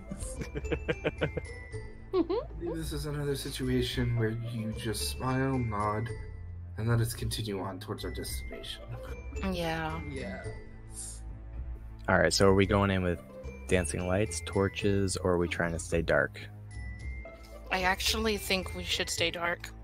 As much as I hate that everyone just totally ripped their clothes apart for this, but I can put it back and just becomes another patch, and I just put it back on. what, really? Yeah. The horse too? That's not how it works. I think the force just Oh, it stays doesn't? out. No, I No, didn't think so. The item. Oh, The item. crap. Sorry. But it's a hooded lantern, like we can Yeah, you hood can the turn it off. lantern. Yeah, Full exactly. Yeah. So All right. So with your dark vision, you continue following this nightmarish path. And you continue probably for another 30 minutes following them. Until you come to these large roots. Much larger than any of you have ever seen. You follow these roots up, and you see this massive, massive tree. You've never seen anything. It's like two giant trees twisted together to make one giant tree with a giant canopy on top that covers the night sky. You guys look up, and it's just pitch black. Whoa. And you look around, you look at each other, and you don't see any of the tracks anymore. shit. But you see this giant tree in front of you. Should I do it now? Probably. Yes, I would say give it a shot. By the way, Okay. Josh is looking up the tree, and you can tell that he has the urge to climb it. I mean, No. maybe. No. I could. And Professor, as you're on the horse, just kind of chilling out, you see another one of Yes. those shadows. It's just standing there, and you look over, and as soon as your eyes meet its eyes, which are like this dark, dull yellow, it vanishes. Could I, if I make eye contact with it, since I'm a psionic, can I make Mind Sliver? Can I cast that? It's like a split second. You like look, and you see it, and you're like, oh, and it like almost startles you, and it just vanishes. Do you want to cast this? Try to cast a spell in that area? Well, I just, what to do? It says one creature I see within range. Nah, I'm not gonna waste it. It's, well, no, yeah, I'm not gonna. It could be a friend, so I can't go willy-nilly killing things. Okay. I want to do two things if I can.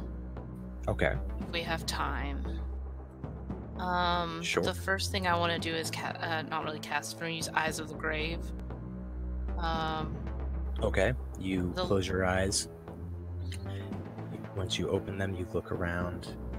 You sense no undead presence. Shit. Okay, that's worth a shot. And then I'm going to cast my second level spell. Locate objects. And if we're right above like a fucking sapphire mine, I'm gonna be real upset. I'm looking for sapphires. You close your eyes. And what's the name of your deity? Oh, crud muffins. It's in here. Is anyone else doing anything? Can I make a history check to see if I've ever heard anything about such a tree such as this? Absolutely, go for it. And can I make a investigation? I have not rolled above an 8 for like Ouch. it's my first roll. That's Buddy. rough. Damn. It's fine. Maybe it means combat rolls will be good. It's I have no idea how to pronounce it, but it's Segojan or Segoen. Okay. Yeah. And female or male? Male. Okay. So you close your eyes and you ask Soagin to lend you his eyes. And you are focusing on Sapphire. And he brushes your chin. And you swear you feel a finger push straight up. And when you open your eyes, you see the top of the tree. Clear as day with this blue speckle about the size of a sapphire through that top of the tree. Dust. When she turns to him, he's already climbing. You may want to actually. Why are you? How did you know? Just climb the tree. There's something. What do you mean I'm just climbing it because advanced? I can just Well- look around. Wow. Well, I think there's more than that. They're up there. The kids are up there. Oh. And then kinda I like- also want to like start climbing the hands- tree. As you guys are about to climb this tree, Warren, he kind of circles slowly around the tree. And Warren, you notice a sign and an entrance inside the tree. But on the side of the entrance is that same symbol that you saw in those foxes. Wolves. Sorry, wolves. Poor Lou. Is there like a door or? It's an entrance. You look in and you can walk inside the tree. I'm not gonna do that by myself. Would my locate object would I understand whether or not it's inside or out? Like, is it Yes, on like a you- branch or? No, you discern that it's inside. Like you could. It's kind of like Oh. you are looking inside the bark, but all you can see is that speckle. If that makes sense. My bad. I would like to okay. make a retraction. Dust, don't climb the tree. But I like climbing N- trees. No, it's really not necessary. Oh, okay. And then retracts his claws and jumps to the ground. Do I see any of that? Do you see the entrance or them climbing the tree? Okay, you said the tree has the mark? Yeah. Or the So entrance? so you guys are say to the left side of the tree. Yes. Warren went to the right, kind of circling the outside. And as he did, he saw the symbol first, and then beside it is an opening like carved into the tree, and it Oh, is okay. a set of staircases that go up and curve. Never mind. I- We're good. I go and relay that to everybody. I immediately start heading up. Kusaros follows. I follow as well.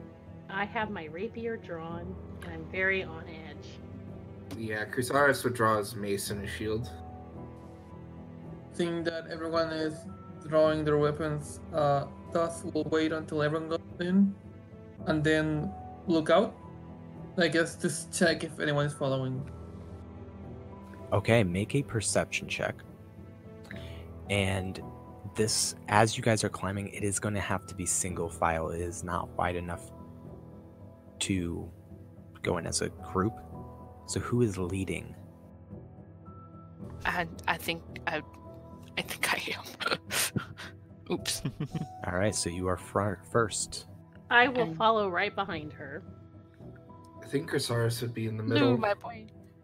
I think Dusk will probably be on the back because he's the last one on the train. Okay. I'll probably be with Dust and the professor. All right. Yes, let the red shirts go in first. Okay, do you want to be like second to last or third to last? And I don't think I saw anyone. Yeah.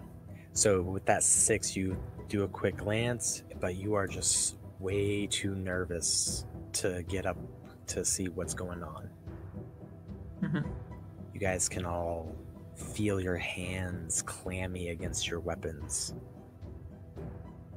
Now, are you guys just stomping up there? Or are you stealth rolling it for me? I will stealth roll it because that is my jam. You know, Chrysaris will try, but he is terrible at it because he is wearing a certain type of armor that gives him disadvantage on second checks. same. Ah, crap. Everybody roll stealth check for me, please.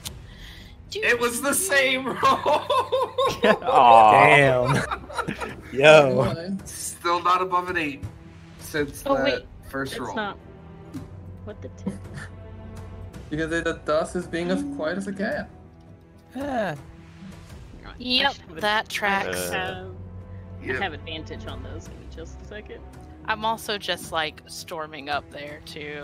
Probably wasn't really trying as hard as I could have. Okay.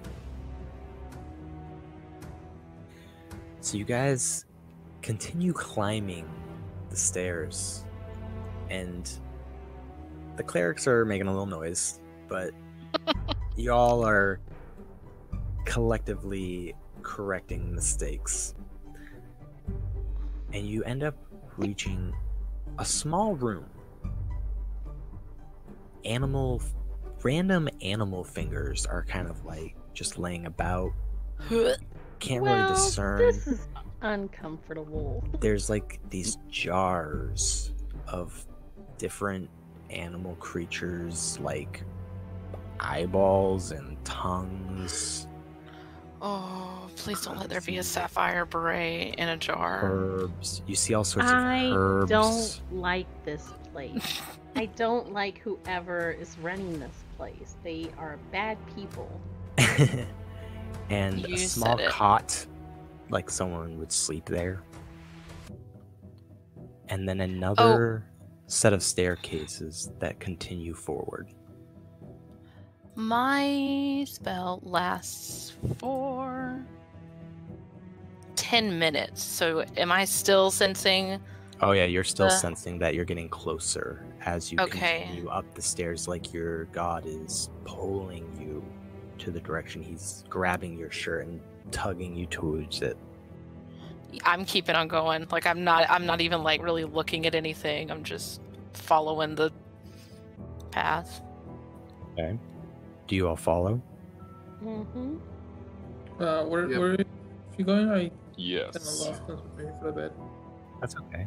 So you see this room with all that random stuff in there, and then she's continuing up the stairs because she's sensing the items further up. What kind of items are inside? There's random Like eyeballs of different pieces. creatures that you can't discern. There's different fingers, like bones, herbs of different types of, seems like medicinal, and some that you've really never seen. You see like pots of dirt and a bed. Anything that could be useful? Bro. Not to your liking, maybe. I mean, if you want an eyeball.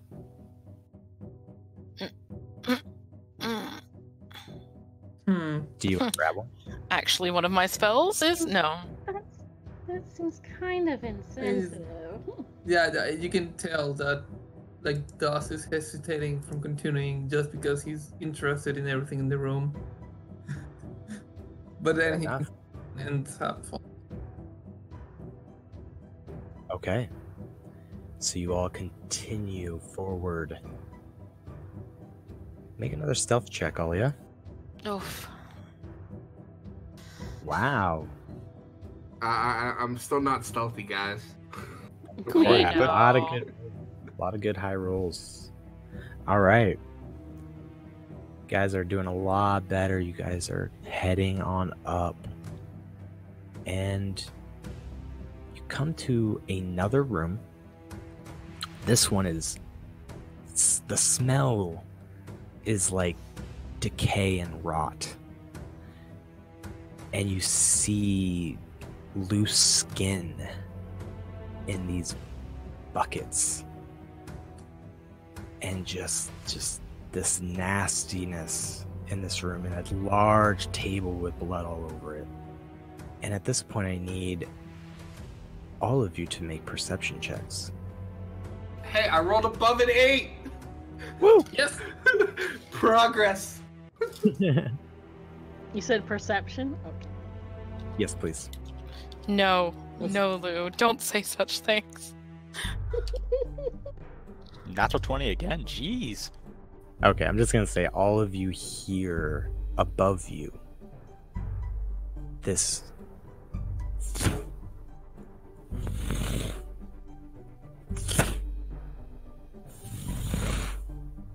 Well, I think don't this is like that.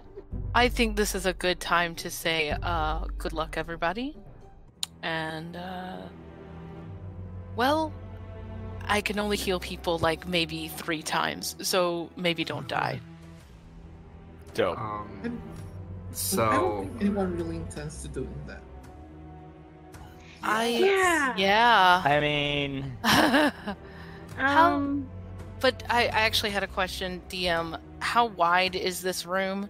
right, yeah. So I would say it's roughly between 20 by 15. Okay. And it's not getting narrower as we go up, it's just kind of staying the same. Pretty much, yeah. So where in that room, in that space above me, do I sense the sapphire?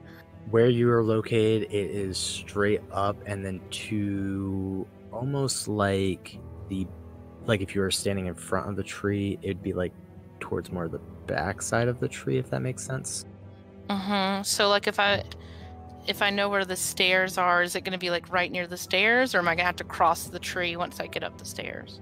It seems that you'd have to cross the tree. Okay. And you also, it is probably another floor or another floor, like 2 floors up. Okay. Crud. well, I have something that, depending on the size of the room, may allow us to get to the girls, assuming they're still alive, and be able to get out without fighting. May not work, but Okay. I can create a area of fog that makes it incredibly difficult for people to see in. But won't that make it difficult for us to see as well? It depends on the size of the room, but if the room is large enough, I can perhaps center it on them, giving us enough room to remove it around their edge. Can they just step out of that?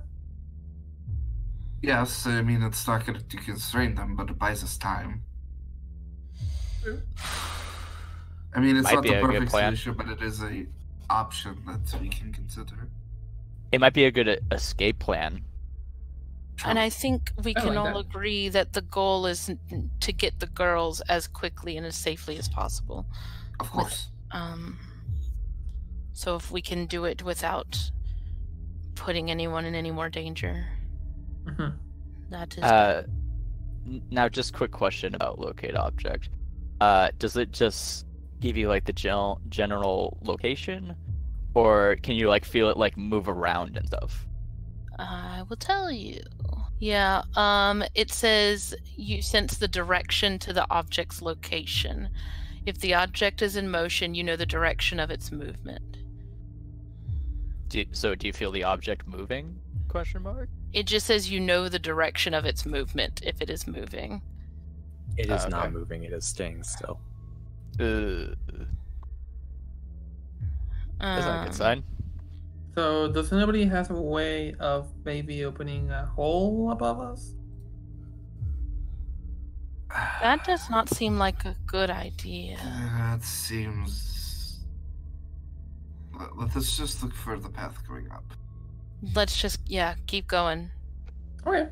Just be on alert and ready. Walking up. Yep. And I'm gonna pull my mace and my shield out. I'll take care of the big guy. Okay. Okay, Grandpa. As you guys continue this, I'm gonna keep the stealth throws that you rolled earlier. So as you guys continue up, you come into another room about the same size as prior. And across the room, standing in front of what would be another set of staircase, you see a tall figure, lifeless, just standing there. But you do hear heavy breathing coming from him. He's just standing there, like it's struggling.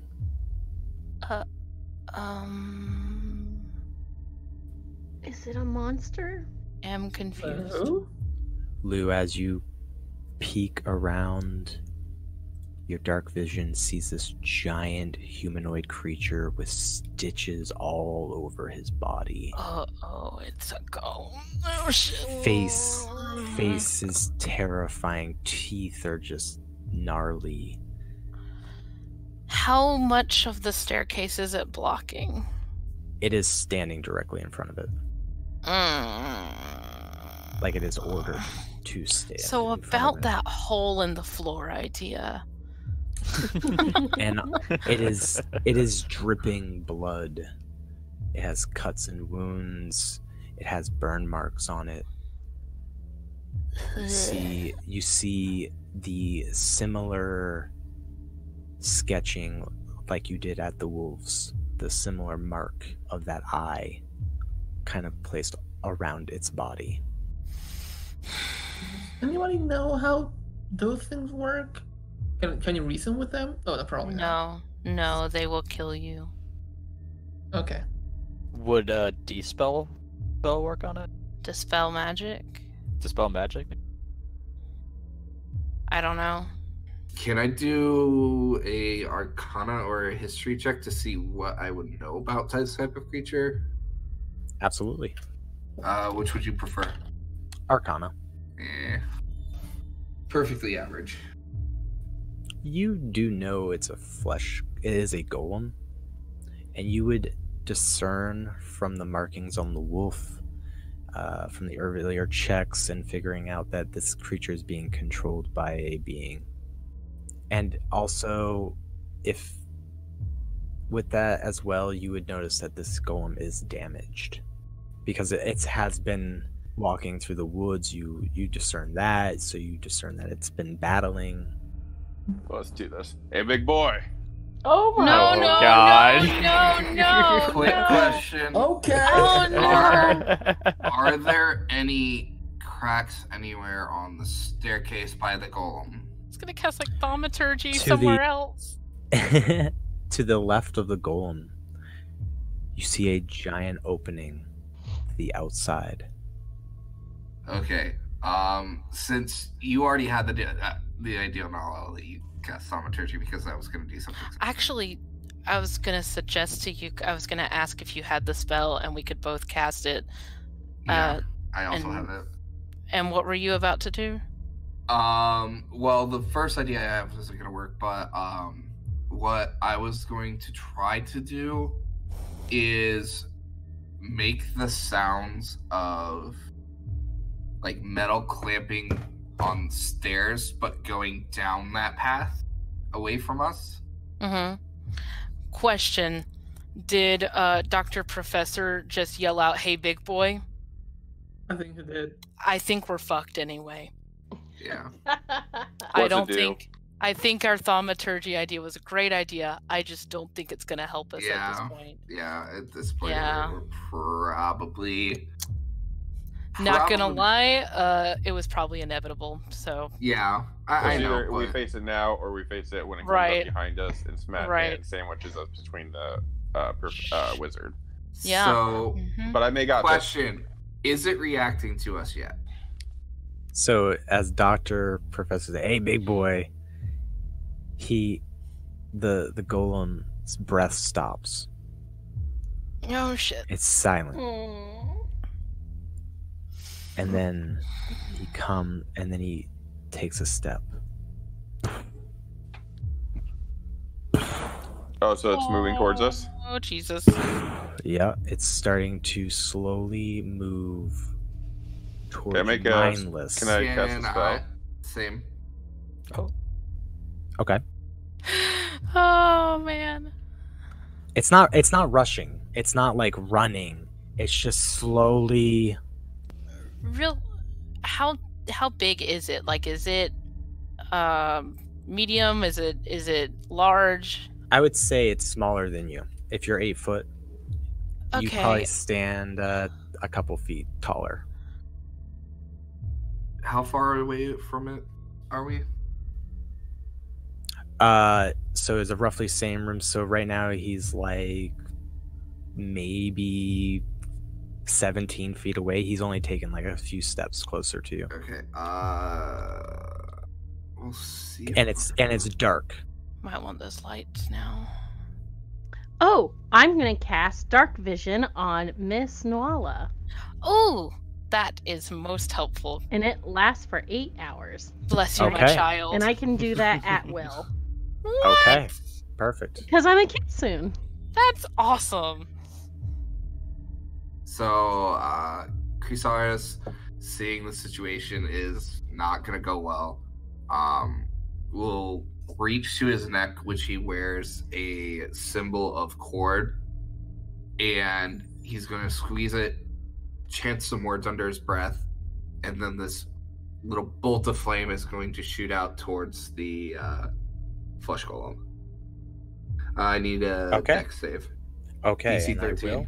And Professor, yes, I would say all of you can do one action before it is the golem's turn. Does my at will Dark Vision count as an action? No, I'll say that you did that before you guys made your Okay. ways upstairs, because that would make sense. And that's a 5 that I rolled there for his dex It save. takes 3 radiant damage. Okay. And Professor, yeah, you can go ahead and cast your spell. I cast id insinuation. I unleash a torrent of conflicting desires in the mind of one creature you can see within range, impairing its ability to make decisions. The target must succeed on a wisdom saving throw of 13 or becoming incapacitated. Ooh. Okay. So DC wisdom 13. Ooh, Motherfucker. By Mm. 2.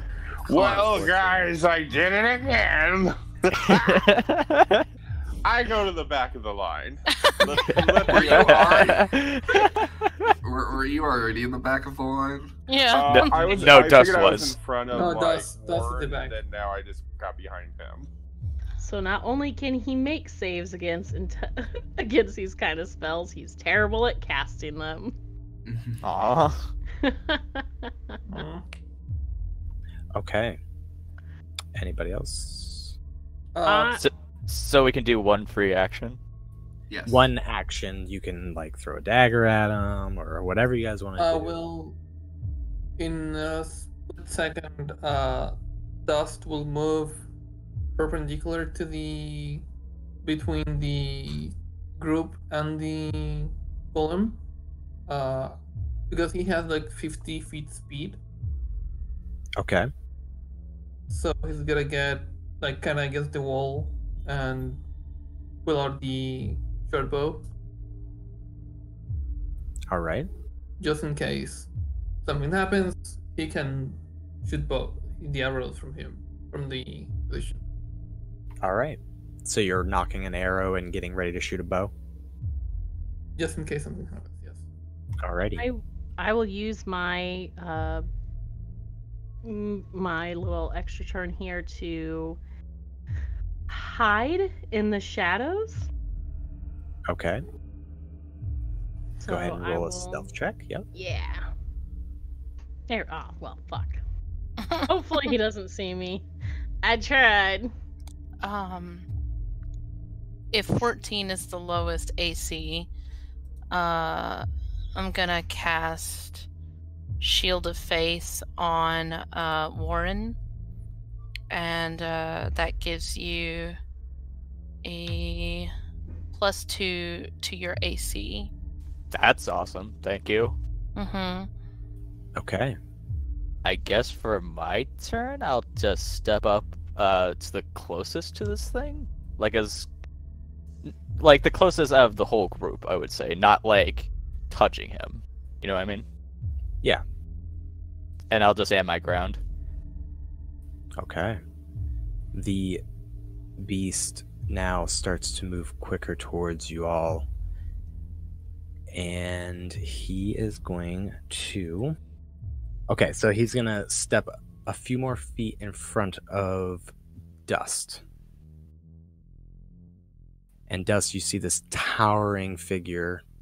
Actually, how tall are you? Are you taller than most of the... 6'1". Okay, so he's about matching your height. Okay. So he's kind of in front of you. He cannot reach you, though.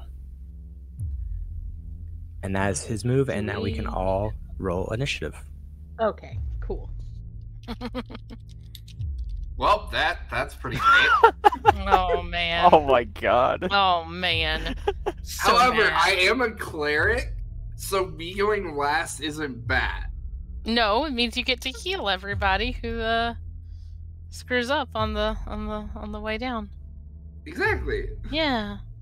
I am standing directly behind Warren so that when he gets beat up, gonna just be right there. Okay. Well appreciated. First up would be you, Lou. Oh, cool. So the creature is... Did you, like, dart off to the side? How far did you move, like, inside? I guess I was imagining that I was moving at my movement up and off to the side, if that makes sense. Okay, so I would say that you are behind the creature, silently moving in the dark, and he's looking like he's going to be aggressive towards Dust. So I would say that you have your strike with advantage and sneak attack if you are attacking. Well, I'm a swashbuckler, so I always get to roll sneak attack. Oh, okay. Yeah. So I will take out my fancy rapier and jump out of the shadows to stand directly behind him, and I will attack with my rapier. All right. Stabby stab. All right, perfect. 7 damage with 21 hit. As you stab your rapier, it's like stabbing into a thick, like beef hide almost, like you're stabbing into a cow almost.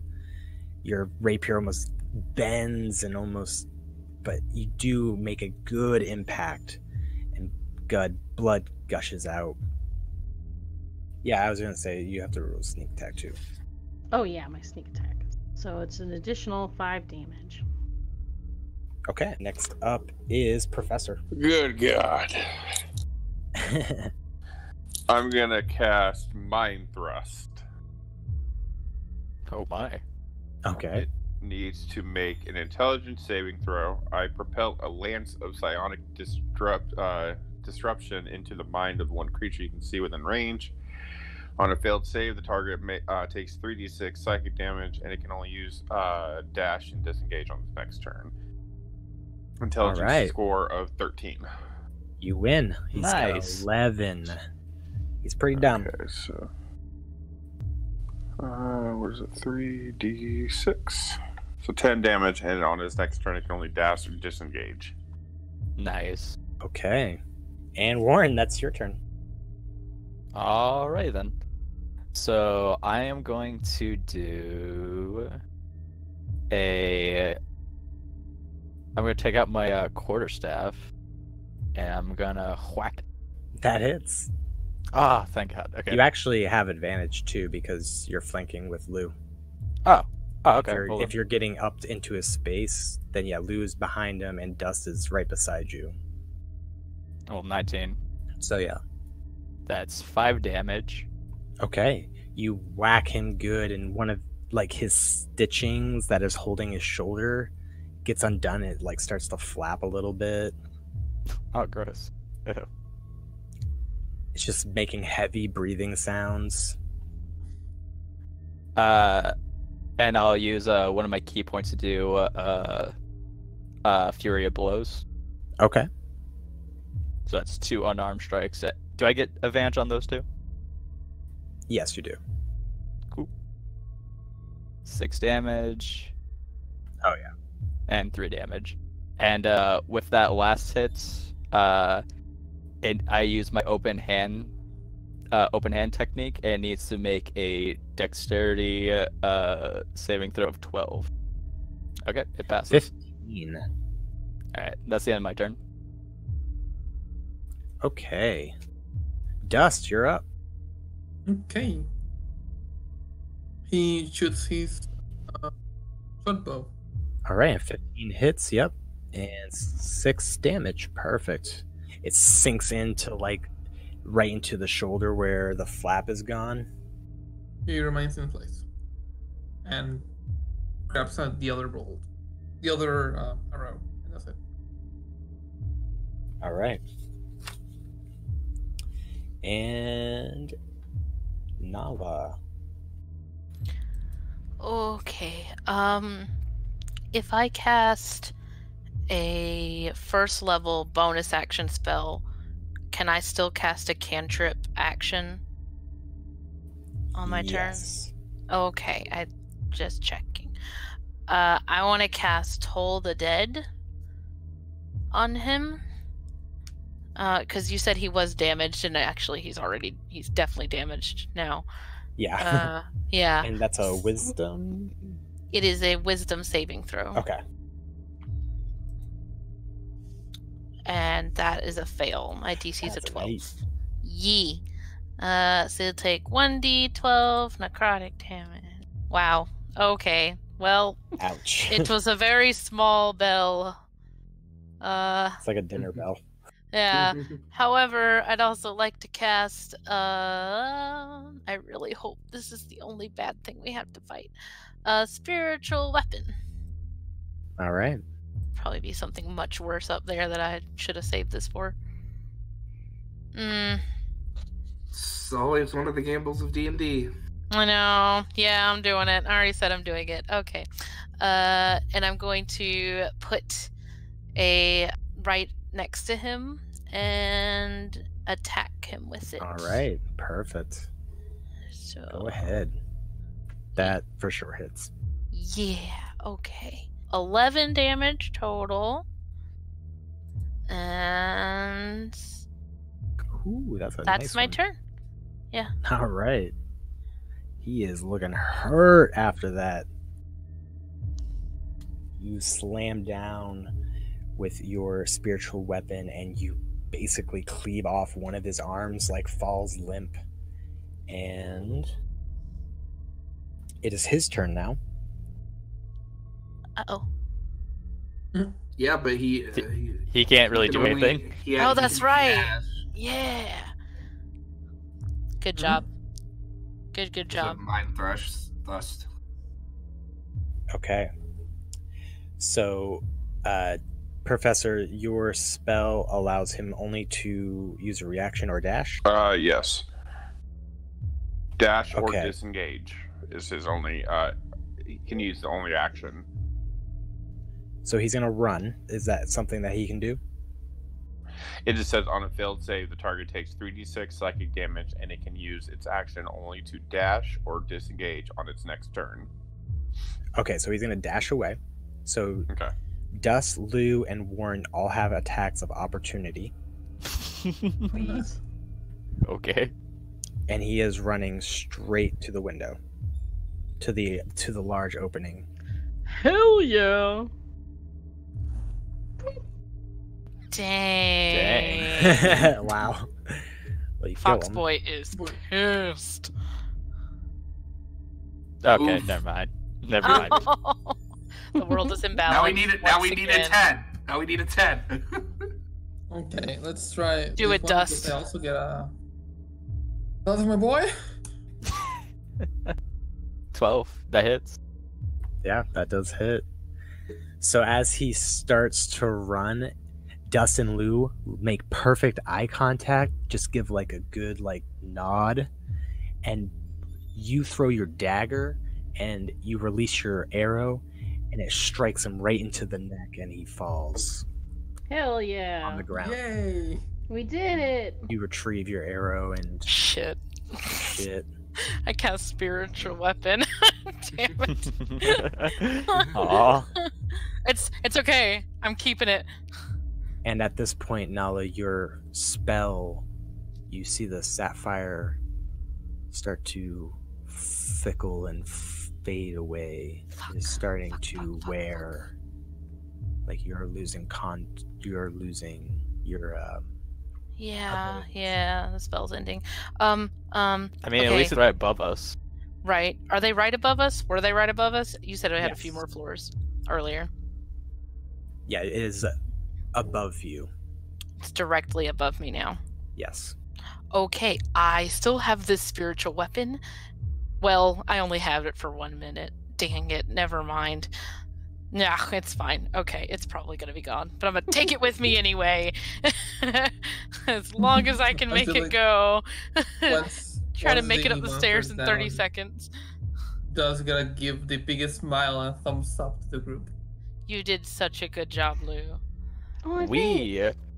We did really good against that guy. Yeah, we did. God, I know.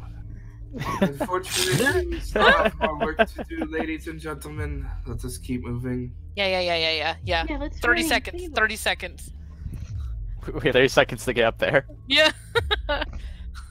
Very quickly. Because Dust can move quickly. He will go. There was an opening, right?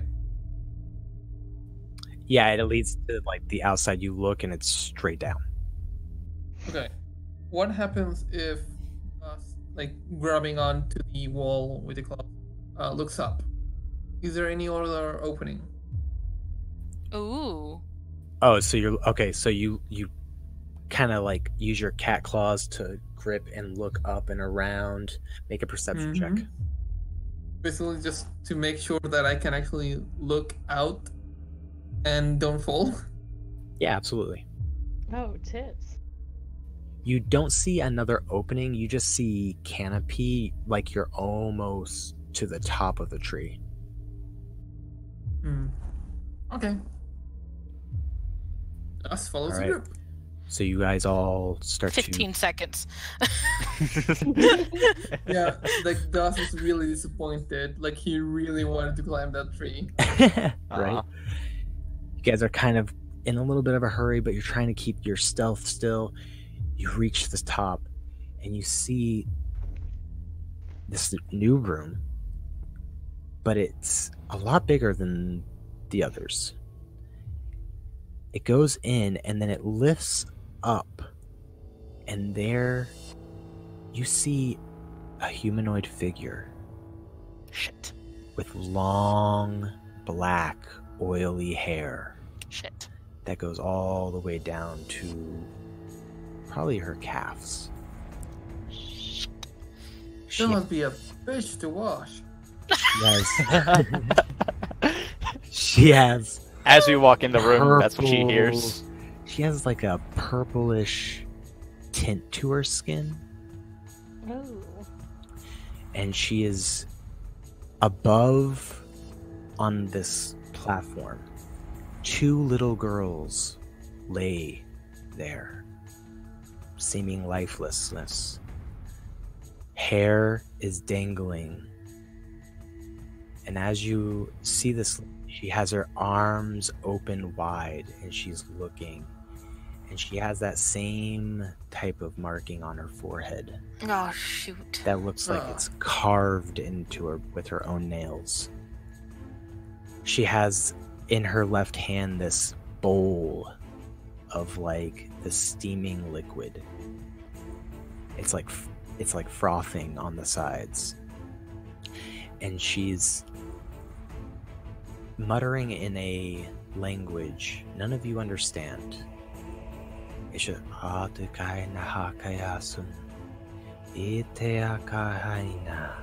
and the smoke is starting to swirl. Would we recognize this as necromancy? Being clerics, this is not necromancy. Without With saying a- anything, Dust will raise the bow and aim. I'd also like to use whatever's left of my spiritual weapon. No. Dust just gotta look to the side to see if he can actually shoot. He doesn't look like he's aiming at the person. It looks like he's aiming like kind of next to him, her, or whatever this person is. Okay.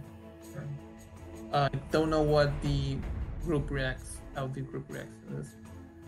And now she's about 35 feet away from you. So the spiritual weapon would not be able to reach, unfortunately. Yeah, it's probably gonna fizzle out. That's fine. But she's standing there muttering this ritual. We can't let her finish this. She raises the cup and she says, "Let the sisters I cast of Gust the..." of Wind. Mage hand, tip the bowl. I cast Whoa. Gust of Wind. Wait. One at a time. Oh, One at a time. Gust of wind. DC 13 strength save. If she fails, she is pushed 15 feet. And the direction I'm wanting to push her is to the right of where the girls are, and away Okay. from the altar that she's on. I kind of wanted to hear what she was gonna say, but I also didn't want her to finish the ritual either. Yes. Hey. There you go. So you are pushing her. Yes, she pushing her to the right. Well, it depends. Where am I in relation to her? Because I was in the middle of the group. Like, is she directly in front of us? Yeah, so you are looking straight on her. She's 35 feet away from you. And then how are the girls situated in relation to her? The girls are in front of her, laying down side by side. Are they on can't- like either you side of cannot- her, or? You cannot get a good visual just because she is higher up and the girls are laying down on that high up platform. So I'm pushing her back off of her platform. Got it. Mhm. Pushed back, and the bowl that she was holding spills and flies everywhere, shatters on the wall. Her hair is messed up. She looks, and these ivory eyes look back at you. Shit. Well, it seemed like you have all passed my creature. Oh yes, he is dead. That is okay. I can make a new one with all of your skin. Unfortunately, No, the only thank place you. you are going is hell, which is where I'm going to send you by the power of Cord. Such foolish How tall is mortals. the platform? It's about, I would say, 15 feet up. There's stairs on There's either something side going up. that I would like to do when we have the time. Sure, she looks at you all. She goes, I will raise my sisters, and we will become the Oil Raven Sisters once again. And I will kill all of you for it. And that is where we need to roll initiative. Damn. Woo! Hey, I actually get to do stuff this combat. Oh, Dust. Oh, no. Dang. Avre is a fickle creature. She's poor. To put it bluntly. Yes. Yes. All right. So with that, Professor, you're up first. Sup? Yeah. I have an AC of 11. What? So I'm What? casting shield. Where were you when I was asking about people's AC? Shield's a reaction, though. Oh, Yeah. never mind. Ha ha ha ha ha. Magic missile. Boom boom. You're All right, so roll your dumb. d4. Another classic. Man. 3d4 plus 3. Kendrix, you're up. Chrysalis is going to his eyes are going to go white, and he's going to say, "Walla, Lou, and Dust, may God bless you and see you through this battle." And I am casting bless on the 3 of you. Yeah. Hashtag blessed. Awesome. All right. Yes. Best spell in D&D, by the way. All right, and that's your turn. So, Nala, you're up. Okay. They're on a 15-foot high thing. I can't get to them. But I do want to try, to get as close as I can to the girls. While still Okay. keeping a line of sight on Witch Lady. Okay. Are you going to the left side or the right side? So as you're looking at it, the platform raises. There's 2 staircases that go up on both sides that you can go up. I I think go. that Dust will mention that he can get the girl. Yeah, get them. I completely ignore what I just said 5 seconds ago and go like a little over to the left of the platform, so like going around it so I can see the lady. Okay. And you're keeping your distance, or are you moving forward? I'm still gonna move. She got pushed 15 feet back, right? Yeah, you can like see the top of her head. That's about it. Just like Yeah. the angle you're at. Hold on, I'm looking at range. Oh, I'm fine. I'm just gonna move over, like, so I can see her. So I don't want to necessarily get closer unless I have to, but I just want to make sure I can see her completely. Okay. And then I'm gonna cast Guiding Bolts. You got it. Yee. Does that That hit? unfortunately misses. It streams right past. She ducks under, and it hits the I have so tree behind few her. spells. Oh god, my heart. Okay. In that case, I'm gonna use my movement to get closer. Okay. We're about to melee this And what's your movement? 30 feet. You can get just right on like the center stairs, the center of the left side of the stairs, if that's where you want to be. She's off the platform, right? The platform actually connects to the back of the tree. It's not like she's not gonna like fall over. So Okay. the wall of the backside of the tree. In that case, I will go to the left side of the stairs. Yes. Okay. Okay. Alrighty. And right now you are about, I would say 20 feet away from her. Okay. Okay. This is fine. It's fine. It's Warren, you're up. Wait, did you have you have bless? Wait! I do! Ah! Oh my god! Okay. Watch it be like a 1 or something stupid. Ooh, a 2. So 13? Does 13 hit? Unfortunately, that does miss as well. Sorry. Okay. Alright, Warren. Bring me up. You're Bring up. me down. Hey, we had to at least try. Yes, that's true. That's true. Alright, so I'll make a beeline to the witch. Okay, what's your movement speed? 35. 35? Okay. Am I in her face or? You're about 10 feet away from her. 10 feet. Aw. But you are very close to the 2 girls. How close? You're like, you could step over and touch one of the girls. Are they sitting right next to each other? Yeah, they're laying less than 5 feet next to each other, just laying there. You see them. They are breathing.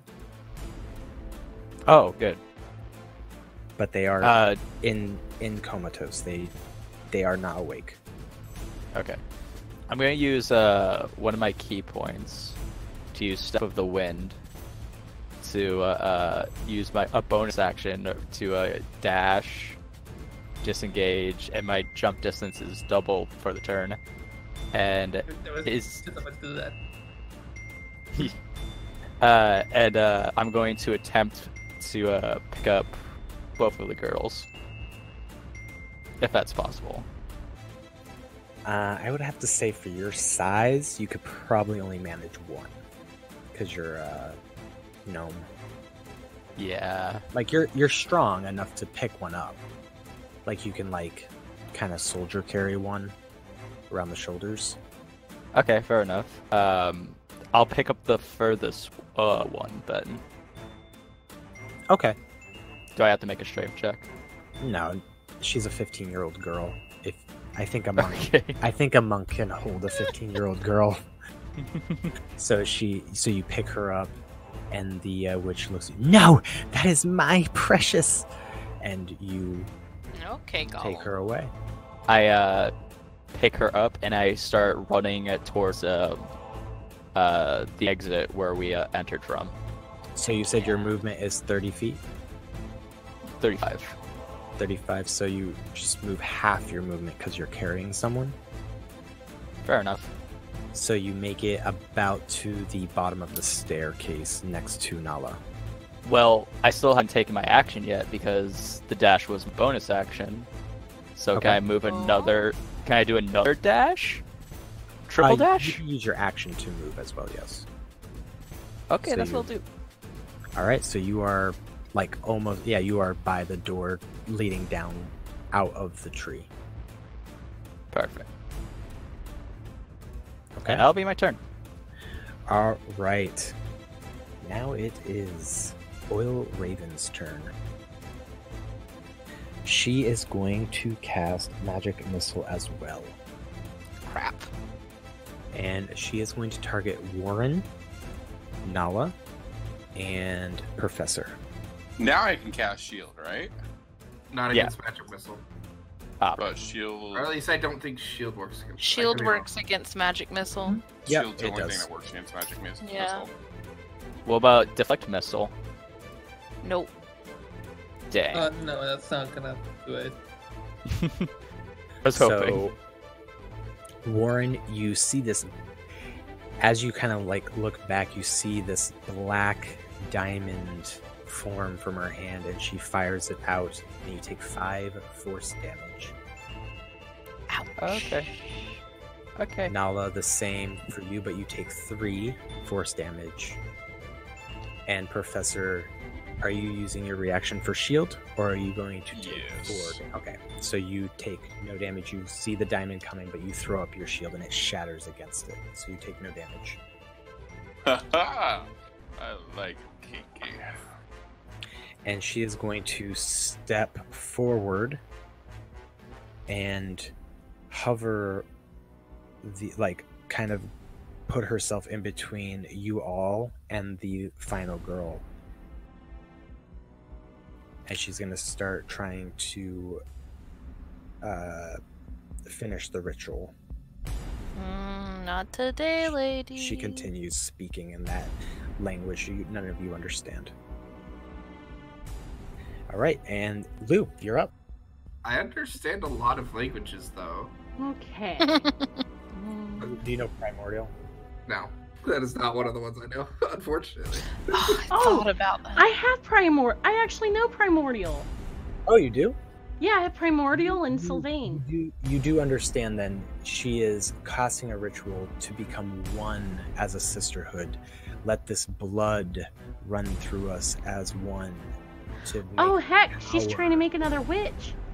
Yep, she's trying to make these 2 females into her new sisters. Oh, tit. Yeah, we gotta get them out of here. How far away am I from the girl and the witch? like where I'm at in the middle of all of this chaos. So I would say that you're on the bottom of the right or left staircase. I'll let you pick whatever side you want best. The left side was where Warren has taken the girls, so the right side is the girls occupying there. Mm-hmm. I would say that you are about 30 feet away from both the witch and the girl. You just have to run up the stairs. Can I make... Let's see.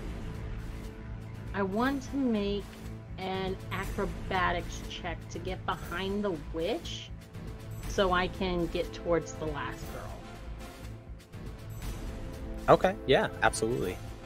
I say the way that it is carved out that you can jump from like stump to get up on top. That probably doesn't get me very far. I would say that you manage to get in a position where you can grab the girl. However, the witch is expecting, so if you were to pull away, she would have a talk of opportunity. I'll risk it. Okay. Make a claw attack. I believe that misses. A 10. That super misses. Hey! You grab the girl, and because you are holding her, your movement is halved. Alright, so I you can get duck 15 underneath feet her. away. Yep, so you duck Yeah. underneath, and you're about 15 feet away from the witch, about halfway down the stairs. Okay. Okay? Alrighty. Okay, so now it is Dust. You're up. Oh, okay. I need to know from the door, which I suppose where Dust is, to look how far away is it? 15 feet, not even. Okay. From him to Warren, I think. Warren is actually right next to you. He's like about Okay. to exit the tree with the other 15-year-old girl. Okay. I think Dust will. Is Luke gonna be okay carrying the kid? Does he look? Yeah, I'll be... Yeah, I would say all of you have enough like strength to lift a small girl up easily. Okay, I just saying because Dust is hella fast. So, If you wanted to approach Lou to explain, that would be fine. And I'd allow you, like, that's like free action, being like, if you give me the kid, I can get out of here quick. yeah. Oh, He's yeah. like, hey, I can run really fast, believe me. Okay, yeah. I'll hand Okay. her off to him. Then, And as soon as she's gone, as soon as they take off, I'll draw my rapier and turn around and get ready to Oh, head back into the fray. I love Okay. him. okay. And- Wait. So he goes to Luke, and then in flying agility, his 50 feet of movement become 100 feet of movement. Yeah. Oh my god. Yeah. To backseat Jeez. speed. You're gone. So this is the thing. Okay. So I'm gonna grab the kid. Go at least a 4 down. I don't know how much movement helped me. Yeah, I would say that you are probably in the second or first room that you guys went into with that amount of speed and like how you're going about things. I would say that you're well enough away from the battle. You can just see as if it's going this golden blur just go past you. And You then literally feel the wind. and now Ah. it's the wind. Oh my god. Oh yeah. Even half your movement carrying, I would say that you could probably make it out of the tree fine. Oh no, I'm just leaving her right at the entrance and then I'm running back up. Okay. So I would say with that you'd be about halfway back up the tree. Okay, this is with Step of Wind. The action is to grab the other kid. Yeah, that will be my turn. And of course, once I leave the kid on the ground, I sort of just go very quickly like pat her on the head. Like, okay, you just stay here. You stay here. Wait. Okay. I'll be right back. Yeah, he says the to little the girl's unconscious just yeah, child. she's just laying there unconscious. Yes, and thus is running. All right. So as you are running I am back speed. up, Professor, you're up. Hola. Hello. Let's see. What do I want to do? Oh no. Oh, I think I'll use my last second level spell to do Mind Thrust. Wait, no. I'll try the Insinuation on her. Wisdom Okay. 13. Okay. Ooh. Oh, that's an 8. Nice. Okay, so she's incapacitated, and at the end of each turn, she takes 1d12 psychic damage. What? And it can then make another Wisdom saving throw. So Damn. until she makes a saving throw, though, she is incapacitated. Okay. Filled with conflicting desires in her mind. Okay, that sounds good. Chrysaris, it is your turn, and you see the hag go limp. Like you see Doctor cast a spell, and you look over. The hag is just limp, incapacitated. Okay, so, guys, I think that's the escape plan I mentioned earlier. Let us take advantage of that, and But I what am if she's not dead, then what if she comes back for the girls? We're gonna take care of her. Okay. So we wish to finish this then? Yes. Okay. So, Chrysaris. So is she still in the air? She On the is. platform. Yeah, she's on the right side, on top of the stairs. Is anyone close to her? Lou would be the closest, and he's 15 feet away. Okay. I'm gonna do guiding bolt. Okay. For 16 radiant damage. Ooh, nice. Nice. See, that's what was supposed to happen when I casted it. Well, Avery so you didn't all want you know. to cast it, Ginger. Avre was being a little bitch. Yeah, that hurt. And Chrysaris would move 15 feet forward. And then that'd be the end of his turn. Okay. That hurt her, so it is. Nala, your turn. Am I also 15 feet away from her? No, you're on moved- the left side. So you're actually a little bit further, but you can still, you do have a visual, and you're probably, 30 feet away from her. Good. I want to get right up in melee. Okay. Bad idea. Gonna do it anyway. Vault over the stairs, you jump on there, and you get right in Remember, her you have face and mace out. advantage and bless. Yes. Nice. Oh yeah, that definitely hits. Yeah. Okay. Just hitting her with my mace. Okay. So. Oh, God. Fucking person.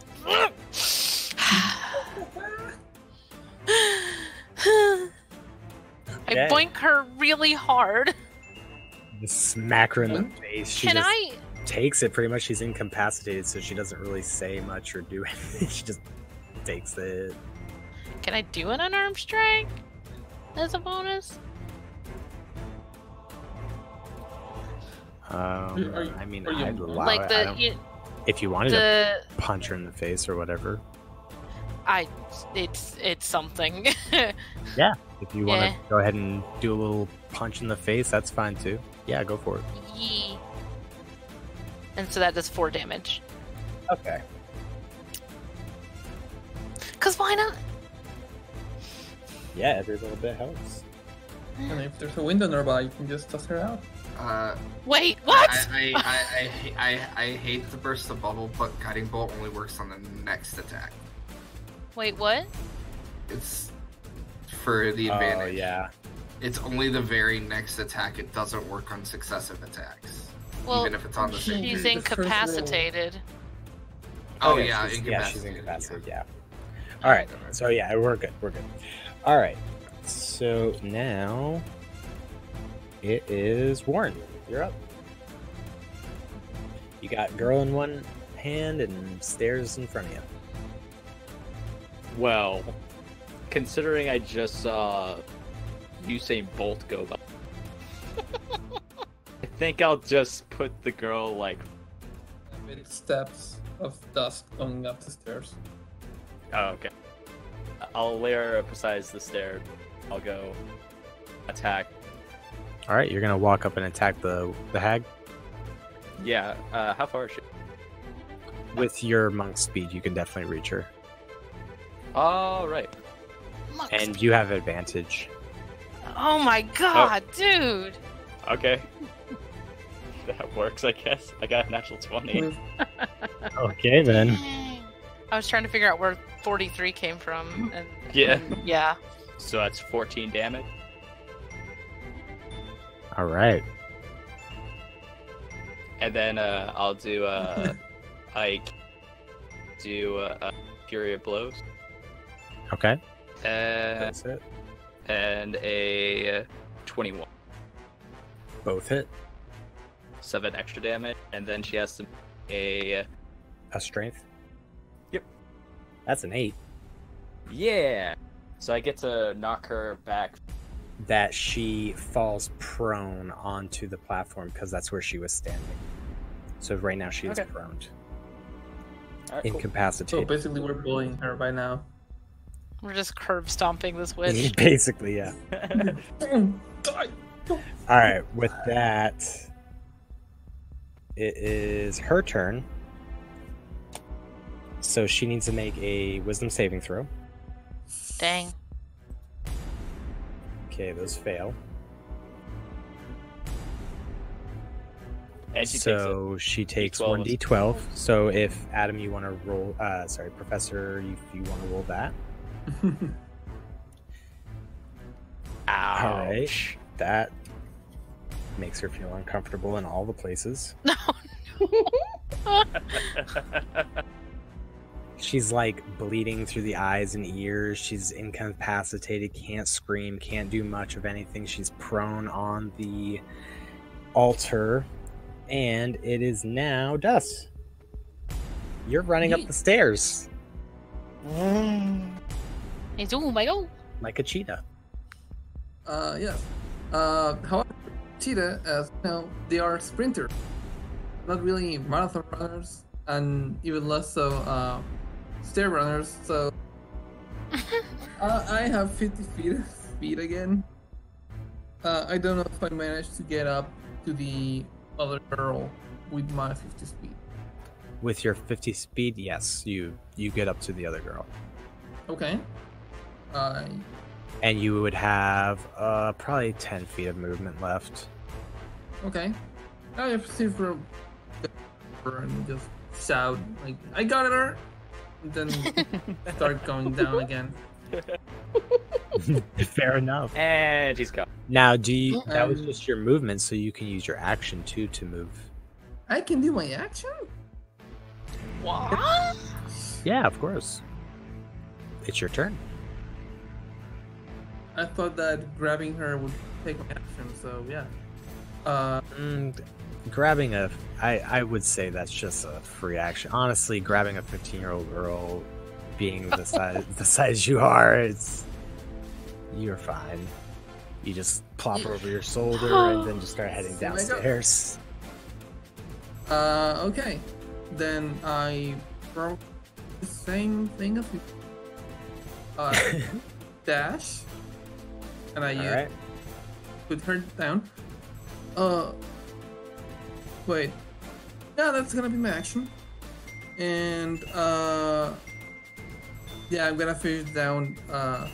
So now, if I come back. How much speed will I have left?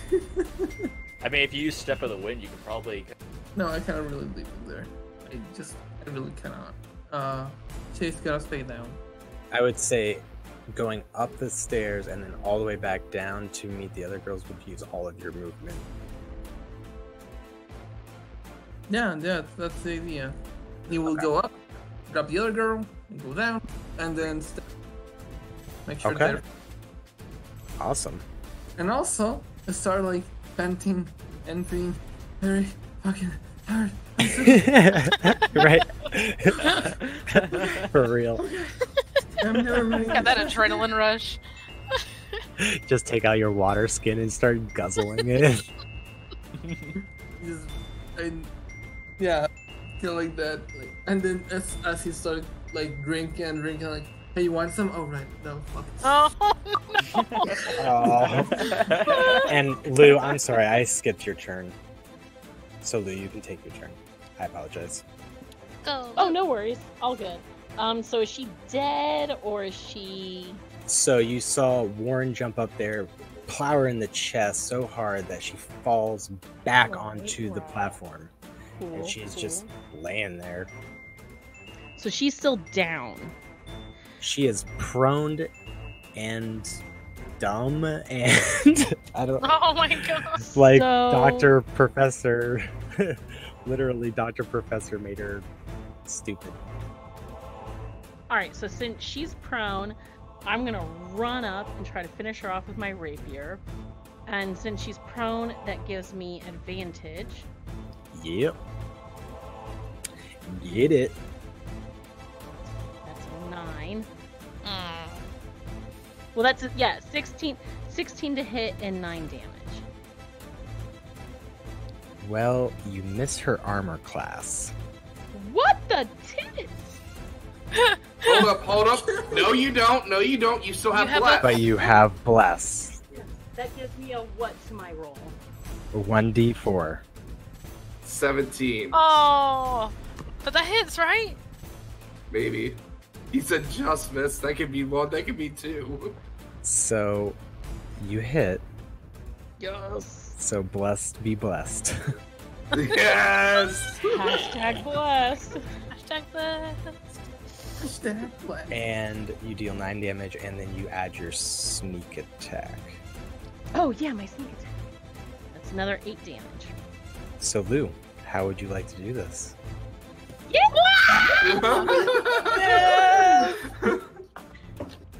Hashtag bless, everyone. Hashtag blessed.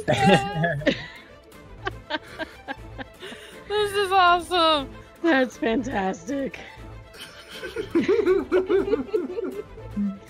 Okay, so I run up to. So I think we found the name for this one shot. Yes. Yes. Hashtag blessed. Okay. Alright. So basically, I'm just gonna look down at her as I hold my rapier overhead, and I'm just gonna be like, "You're never gonna hurt kids or anyone ever again." And I just like run it right through her mouth into the Oh. back of her throat. Oh, Lou. Oh. Lou, my boy. Oh, Lou went a little dark. As Luke you, became as you, man. as he should. as you should, exactly. As you slide the rapier into her throat, she just. I was gonna be the one. And she No one just cares, bitch. falls dead. The doctor comes up to Lou and just kind of guide him away from her and be like, "That's right. You gave her a good poke. That's right." No. Lou doesn't understand. And she is lifeless, dead. Can I take a look at the body? Absolutely. I want to see if she was human or something else. So was she just chanting a ritual, or was she reading from a book? She was chanting a ritual. Okay. There is no book present. However, the pedestal that the girls were laying on had markings of ancient writings that are in primordial. So Lou, if you took the time to read it, it would basically say like, bring us together as one, let the sisterhood reunite us, let our blood flow as one, let us become the sister we once were. Lou, gross. And 2020. as you search the body, Nala, you see this jar on her of these glowing green bugs. And they're just flying around inside of them. They kind of remind you of bees or hornets. Nope. But that is all that she has present on her. Well, and I'm not really trying to like loot her body. I'm just trying to figure out like what she was. Like, was she human? Was she? She looks like to a have hag? human. Yeah, she's definitely hag features, like a night hag. Okay. Yeah, we didn't kill anyone that was a human person. Well, she had that mark on her, which makes me think. Well, unless she was the one, like, you know, she had to put it on herself to control Yeah, the I think- others. That's what I'm Right. thinking. That's what you guys would discern, that this marking was to signify togetherness, to bond. I have a +0 intelligence, so I totally would recognize that. Yeah. Okay, I'm gonna pick up that body and carry it down. Okay. Is there anything else within the room? Not really of much of any importance. Okay. Chrysaris would just head downstairs because he wants to check on the girls. Mm-hmm. Yeah, let's get these girls home to their parents. Yes. All right. Both before they take him back, Chrysaris wants to give them a full medical rundown, see what's wrong with them, if anything's wrong with them. Right. I can cast healing too. You will find dust laying on the ground, just sitting on the wall, rubbing his legs. Well, I want to figure out whether or not if they just need healing or if they need something else. That's Right. after. And then when people even if he's in a little bit in pain, he'd probably just mind the group and just use a thumbs up. Good work, Dust. Very good. Nicely done. And as you guys are talking to each other, the girls wake up. Yay. It looks like they were magically put to sleep. Are they injured? You look, there's some scrapings and bruisings, but nothing of serious matter. Okay. It's like they've been roughed a little bit. I would still take a moment and heal them just to return them to their parents' whole. Okay, Yeah. fair enough. So you guys give those heal spells. They are very quiet because of the traumatic experience they just had, but as you guys travel further away from the nightmare tree, they start to relax, and I probably would assume that you put them on the horse or something to ride them back, Yeah. not make them walk. Oh yeah. Absolutely. You guys got are- legs, you'll be fine. Right. So you guys are walking back, and eventually it is dead of night, and you make it back to the small town of Reach Out. And you are welcomed warmly with love and tears of joy. Oh, that's nice. I have the body still.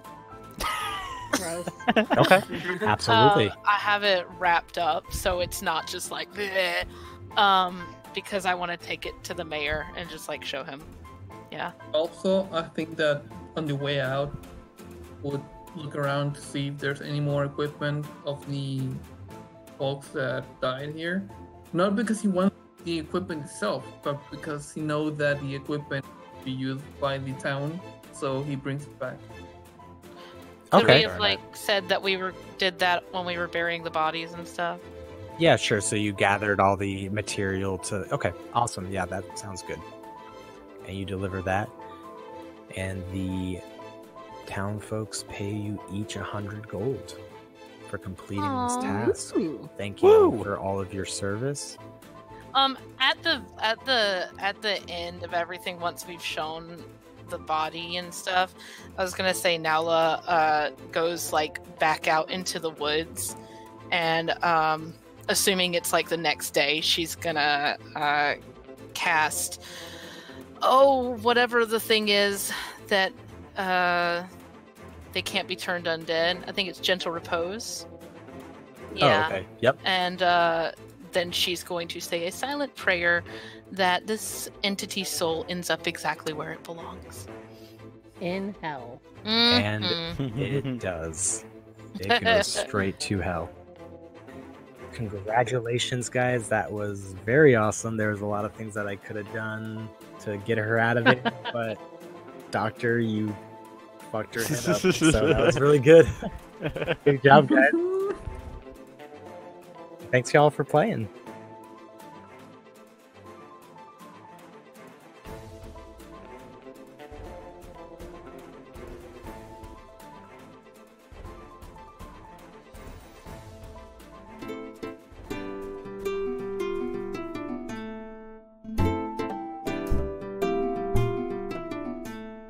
Thank you so much for joining us for this community one-shot. Don't forget to join us on May 6th for the Season 3 premiere of Party Advantage. Until then, come join our community over on our Discord server and hang out with the cast and fellow fans of the show by following the link in the episode description. You can also find us on Facebook and Twitter by using @PartyAdvantage to check out fun posts, giveaways, and special announcements. Lastly, don't forget to hit that subscribe button so you stay current with all of our episodes on iTunes, Google Play, Spotify, YouTube, or wherever you listen to podcasts. Will the party continue to have the advantage in their adventures? Only one way to find out. See you then.